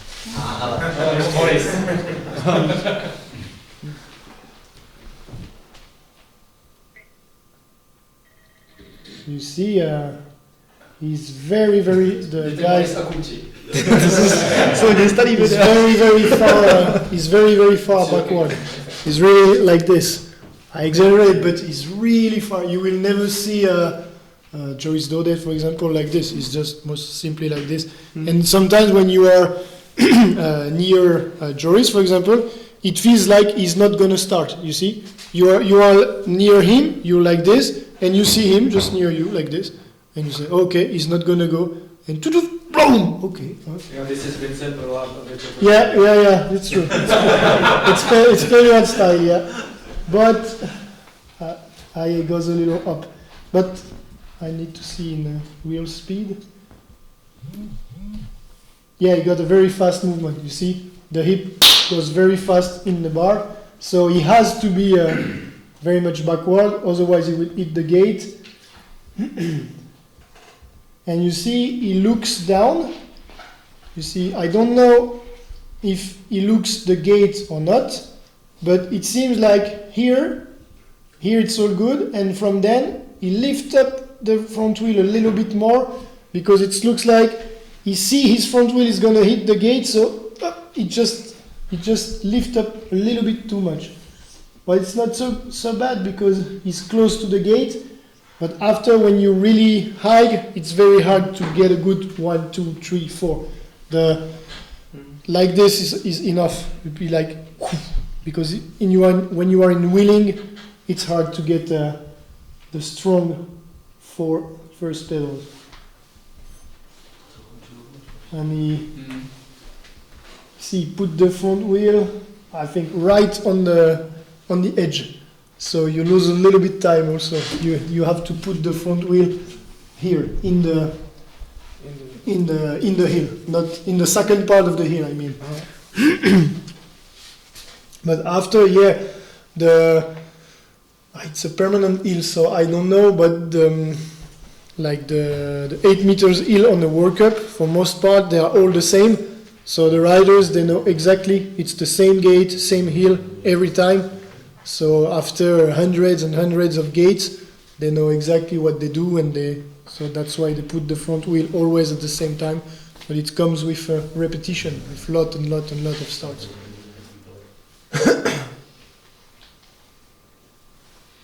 We good? It's last. Okay. These riders now don't ride BMX. Okay, they stopped. Not even a challenge class or no? We can make some discussion about any topic which we just came through. If you want to, pokud máte jakýkoliv, cokoliv, čím se chcete vrátit, co vás zajímalo, nebo co byste chtěli na něco se doptat, tak teď je ta ideální příležitost. If you want, it was about marketing. If you want, I can explain how the clubs in France, they work with the different teams in the clubs. If you want. No, tam je ten Besancon, Sarians, Alendes, to jsou takový ty... Yeah, it's where there is the Euro round this year. So basically like the big clubs in France, let's say there are approximately 10 with more than 200 riders. Okay.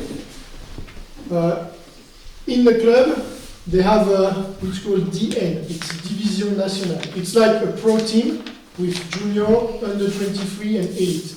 The pro team, they can have foreign riders, like Besancon, for example. They have Michael Bias from New Zealand. Yeah. Now they have Meryl Smulders from Netherlands. So they can hire riders from other countries. And this team, they ride for the national title by team. Okay. So that's why it's important for this team to have the best riders, because this title, it brings you money not from the federation. The federation, they only give a plastic trophy, but it can bring money when the club asks to the city, to the land, or to the state for sponsor, and that's really important. And also, they have EA team. It means Équipe Avenir. It's future, like we call it, because EA team is for boys, girls, 15, 16, and junior only. Which means a junior rider, he can be member of a DN team for the best one, or a EA team. And this, you have also a ranking based on the French Cup from French Championship by team. So a club, it can be French champion on a DN team and also French champion on an EA team. And that's really important, this ranking for the club, to get some new sponsors and get some fundings, money from the city or from the yeah. Is there a difference between the DN1 and the DN2 teams? It's two divisions. It's the same, like a DN1 you can have... It's like Premier League and then Lower League? Yeah, exactly. In DN1 you can have 10 riders maximum. In DN2 you can have 8 riders, something. And on each race, for DN1 you get your 5 best riders who score points. And for DN2 it's only your 3 best riders.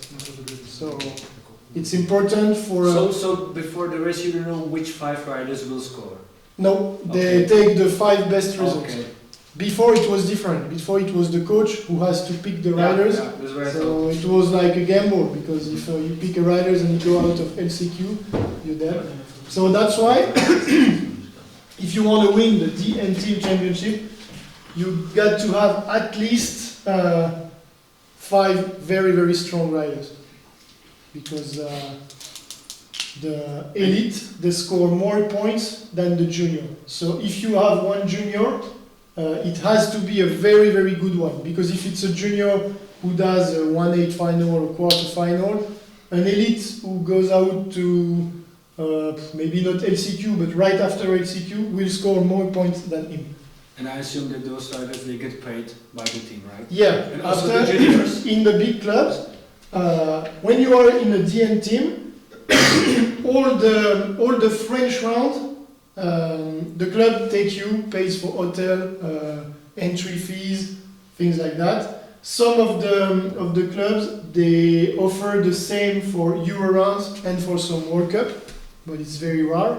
And also, some of the clubs, like I know Besancon, from guys like Jeremy Runkerud, for example, he got a salary, you know.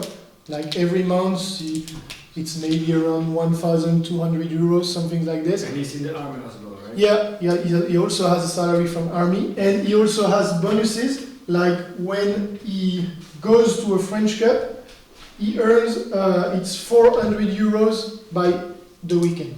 So he just have to line up on the gate. He has 400 euros from the club. They do this because the big guys like Joris Daudet stuff, you never see them on the French Cup. They don't ride anymore. So the club, like Joris, it's Bordeaux, they can be like, hey Joris, we need you on the French Cup to score some points for us, for the ranking, and so they will pay him to come and score some points. But this is how it works. And for the DN, you can have, and same for the EA, a DN with a club. You can have a DN of an area, you know, which can be like a coalition with several clubs. It's free. It's not necessarily one club who has a DN. You can have a DN with riders from several different clubs. It's like Union BMX Van Cruise, no? Sorry? Union BMX Van Cruise. Is it the Union? Like Uh, around Sayat? Yes, it's Yeah. UBV. Yeah, Yeah, that's it. Yeah. Sarians has his own team, and we have the same in my place. Besancon has his own team. You have another track in Vesoul. I don't know if you know. It's close to Besancon. Vesoul. They are their own team also. And we also have an EA team, not DN, but EA team with younger guys from the other clubs on the area. But this is how it works, yeah. But the problem now is more and more big clubs, like this one, are taking a rider from other countries.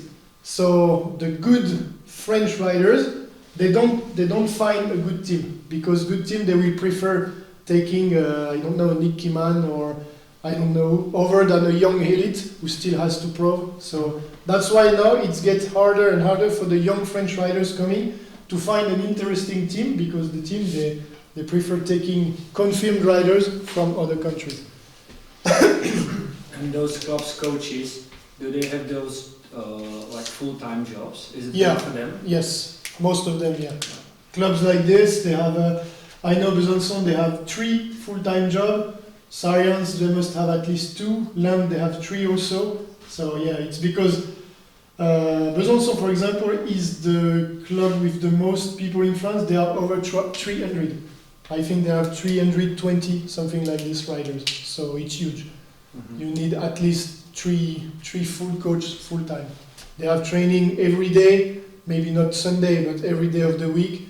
They manage to put everybody on the schedule. So. And is there some sort of cooperation between the clubs and the elementary schools? Yep, we do it. Yes, we do like I was doing the, how can I say, making kids discovering BMX, you know. So I went to school with some, we have some little jumps in wood, you know, or in plastic, I don't know what, and we bring like 5 or 6 little bikes, little helmets, so the kids, they can try it, and we give like papers about the club. If you want to try, go to the club and contact them, send an email or stuff. This is how you bring more people. And does it work? Yeah, it works. It works. You have to explain to people that what we propose on the small jump is different than what they will do.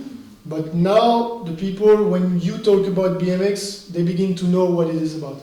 But sometimes, like one of the track where I train, it's a very small track, you know, and the people, they came after the Olympics and they thought it was not BMX, because they were like, we see BMX on TV, it's high meters, it's huge jump, this is not what you do, this is not the same sport. So you have to explain, you say, yes, it is the same sport, but what you saw on TV is very high level, it's Olympic format.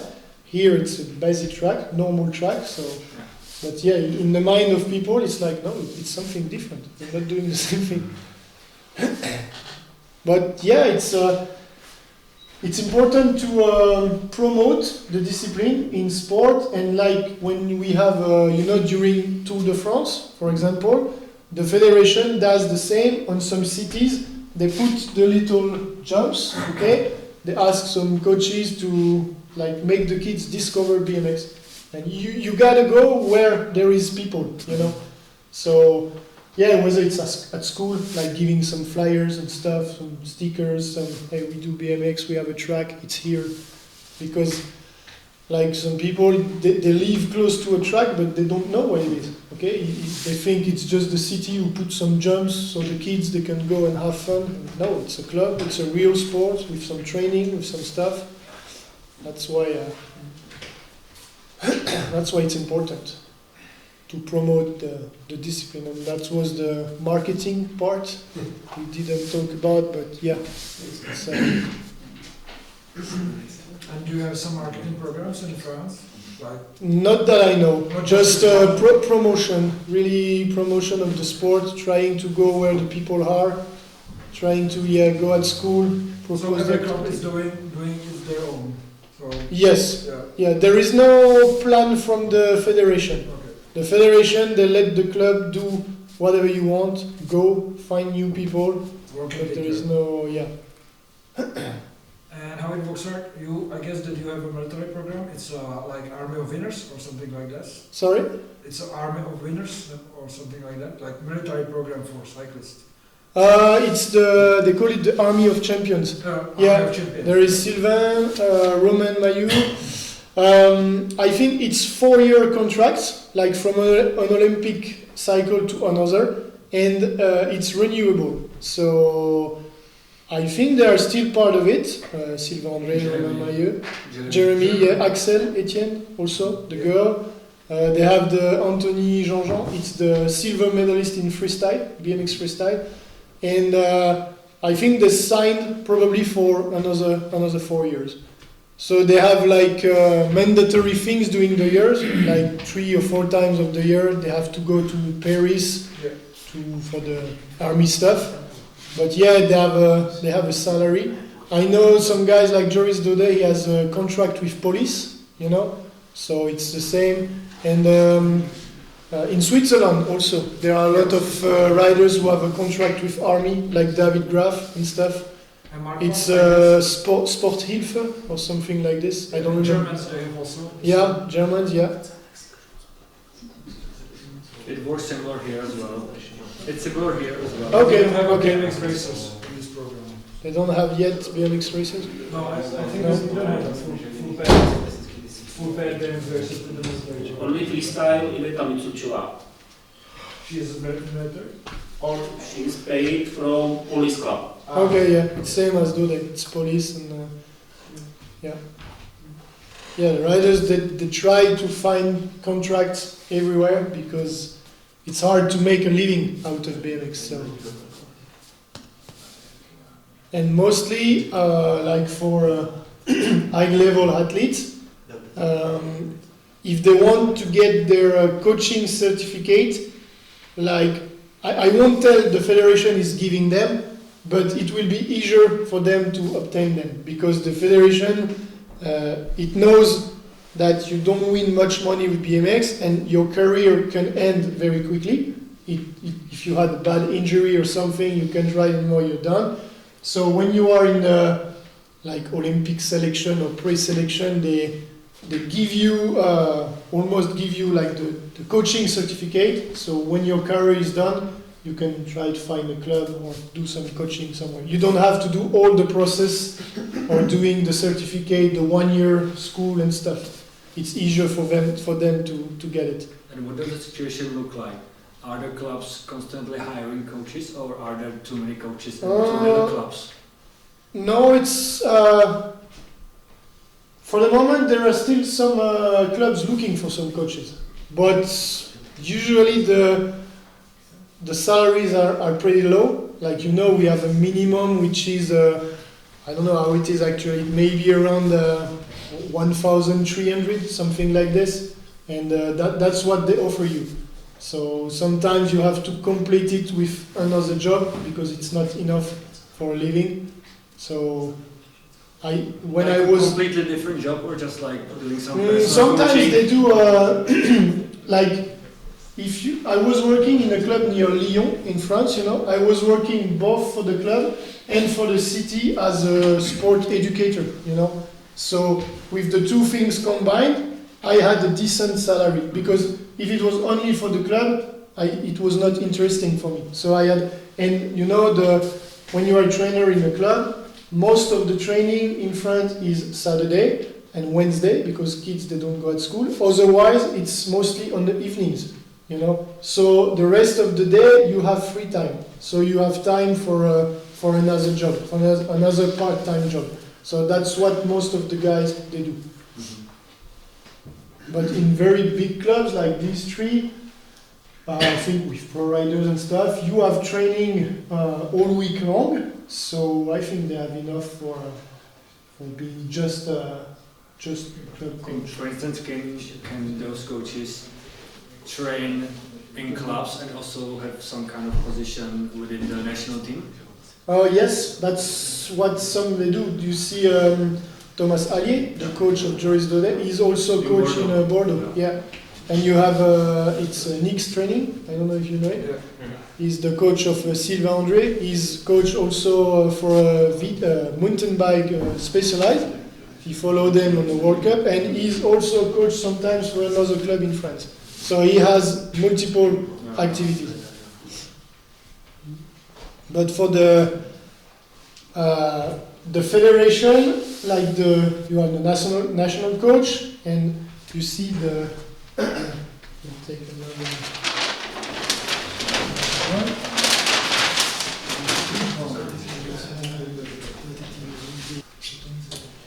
So you have the Olympic teams trains in we call it Sky. It's Saint-Quentin. It's where the Olympic Games were. Maximum they have 8 riders. Actually, they have guys like Léo Garoyan. They have Matteo Colsone, Léa Brinjon. Okay, so they stay in Sky all year long. They live there to train. They have one coach, and there is also the youth team. They are in Bourges. I don't know if you know. It's is this like this crazy track? Yeah. It's you have one full normal track, and you have tiny Essex Hill. Supercross track, only 4 spots with two straights, and it's amazing place for training because you get everything. Is the coach there? Mathieu Jacques or something? Yeah, you know him. Yeah, I know. I was his coach when he was a kid. Yeah, so it's funny story. It's he's coaching there, and they have like 10 riders, and it's internship. The riders, they go to school there, they live there all years long, and to be one of these 10 riders, it's a selection. You have to they do some tests every year. So the best of here, when they get after 18 years old, I think they can go here or not. It depends. But yeah, in Saint-Quentin, Sky, you have 6 to 8 riders who live there all year long and train, and that's the Olympic team. And those 10 riders on the youth team, yeah, they are selected from the selections that you are one of them. Yes, but at the there are more of those talent teams. Yeah, like they got chosen from those teams. Yeah. Or even if they are not on one team, and Mathieu, for example, see a rider who's doing good, he can propose him. He goes to see the parents, and he goes, "Hey, we can take your kids for next year." So and who pays for this internship? It's part the parents and part the federation. That's why it costs a lot of money for the federation to pay for these. The riders which are in the Olympic team, they are full paid. It's a full-time job for them, or no. They are. I think they are. They have the tracks, the coach, and the accommodation. Like they have a room, they have a very small apartment. They have the food for free. They don't pay for anything, but they are not paid. Some of them, they can have a job near because they don't train all day long, but they can have a part-time job or stuff. And some of them, like Gawayon, they are paid by their club. So. And they also can take clinics or something like that. Yeah. And some guys like you see Sylvain André, Joris Daudet, they join the Olympic teams for some training camps. If the head coach says, okay, for everybody training camp this day in Sky, they have to be there. They know they have to be there. Yeah, there are several stages, but you can like do a great season in elite and be selected, even if you've never been part of this. Okay, and if you're part of this and you're not good enough because I think the youth team is until 18 years old. After 18 years old, you go either here or you go back to your club or to your normal structure. But this place. It's like all or nothing for the riders who go there, because the goal is to have 10 riders and to go out with 1 or 2 very, very strong riders. But most of the time, for the 7, 8 riders who don't end there, most of them, they stop BMX. Because here you train every day, twice a day, you go to school, you have a lot of pressure. So some of them, when they go out of there, they're like done for BMX. They're Is like, this, for instance, I don't know if you remember him, Antoine Dumas? Yeah, Antoine I Dumas. remember him, Yeah. I was stretching with him, juniors. Okay, And he okay. was there. Yeah, he was there, yeah. Some videos, Yeah. and all of a sudden he stopped. There are, we see the riders, they're very good because Ami Doumir, he comes from here, Romain Mailleux, stuff like that. I was many. We see those guys, these guys, but we forget most often about all the riders who were there in the same time as them and who stopped because they were like, sometimes they're destroyed because they are training hard. And when you go here, it's like you have a perfect training place, everything is paid. You have a mechanic, you just have to focus on school in the morning and training in the afternoon, that's all. So when you go back to a normal life, where you have to go club training, when you have to go to school morning and afternoon, it's very hard. And most of the riders, they can't stand it, and they're like, okay, I quit, I stop. Was this his destiny? Maybe, I don't know exactly, but maybe, yeah. And if you see this, if there are some, like, what happened to other riders, do you think it's a good system? Like to get from them everything what they can to do, what they can perform? I had one of the few riders I trained who went there, and like on the first day when you go there, you have a meeting with the coach and stuff, and they say to the riders, they say, okay, now you're part of the system, but you got to be aware that maybe you won't end up here, okay? It's up to you to work hard, have good results. So that's why some good riders, them and their parents, they don't want to go there because they know it's like kind of gamble, it's like all or nothing. And they're like, it's good to go there if you are part of a small club, you know? If you are in a small club with not a good track, not a lot of riders to lift you up, it's good to go there. But if you are in a club like Sarians and stuff, you don't really need to go there because you already have everything. You have good tracks, you have elites to train with. So, yeah, it's like a gamble. It's like you go there and receive, because they ask a lot also on the school results. Like in Bourges, even if you are very good in BMX, if at school your results are not good, they can take you out. They can take you bye-bye. You're good in BMX, but school, it's catastrophic, so sorry. So it's a lot of pressure. I kind of agree with that. Yeah. I'm a teacher, so. Yeah. It's because they know it's really hard to make a living out of BMX. And that's what they tell to the students here. Don't forget, that's what I told you, it's only BMX. You have maybe 1 or 2% chance to make a decent living out of it as a rider. So keep working at school. Get some diplomas, get the school, I don't know the word. Education, yeah. Background. You sound like my mom when I was Same. She didn't care about BMX, but BMX won't be giving you any money. yeah, ever. it's sad, but it's the truth. And you gotta be honest with the riders, with their parents, and not lie to them and tell, yeah, if he's world champion, he's gonna be a millionaire, because that's not the truth.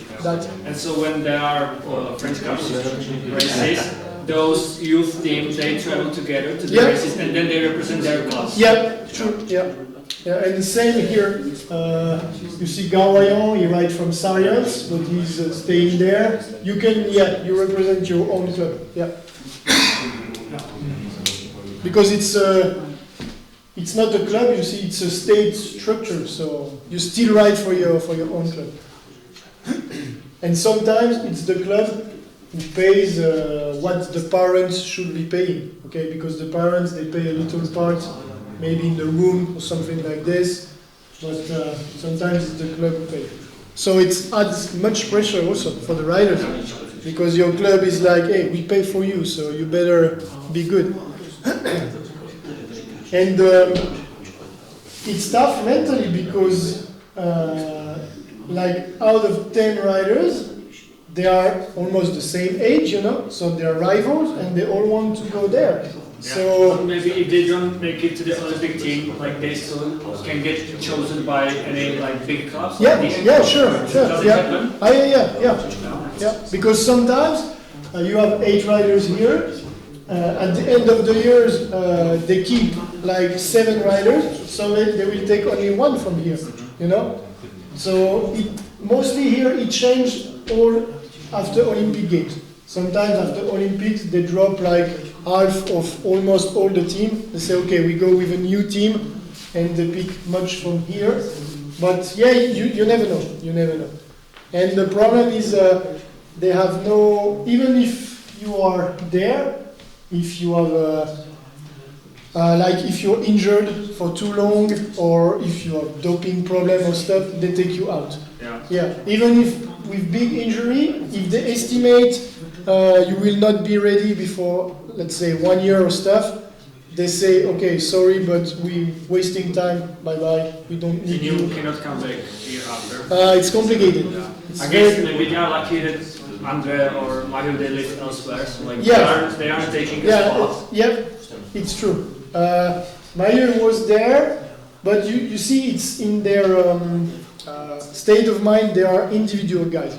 You see Mario, he made the Olympics, he left in Australia, he's training there with Australian guys, so he prefers doing his own stuff. Sylvain is a little bit the same, so they don't really fit in this kind of things. They prefer training with their friends, with other elite riders and stuff, or with foreign elite riders, for example. But I think it's more like the Dutch team kind of life where you all together all year long. It doesn't fit for them. Maybe they don't feel good doing it, or it's up to any riders to find what's best for them. So. And last question. Yeah, no problem. Are there schools? Are there schools which offering like extended lessons of BMX specifically? No, there are lots. There are one in Besancon. There are one in you had Saint-Étienne before. No, you had Compiègne, who has an 8-meter start.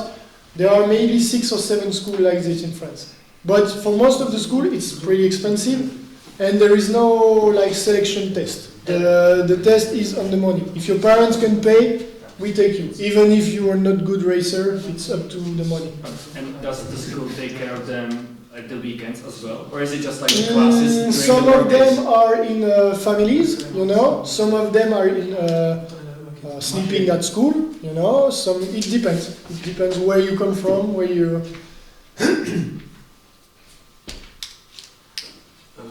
Maybe so this is some part of, let's say, not only exam. This is just like a faculty of BMX, let's say, or something, and the parents has to pay, right, for each rider. But this is the part of the normal school system. What you it's normal school, but like for sometimes. But let's say, but let's say this BMX program, parents has to pay. For here. Yes. Here nothing, but here they have to pay. For the young team, for the challenge. Yeah, for a young team, maybe I don't know what they have to pay, if it's either it's school or if it's part of the I don't know, for the rooms or stuff, but they have to pay something. And sometimes it's the club of the riders who pay for them.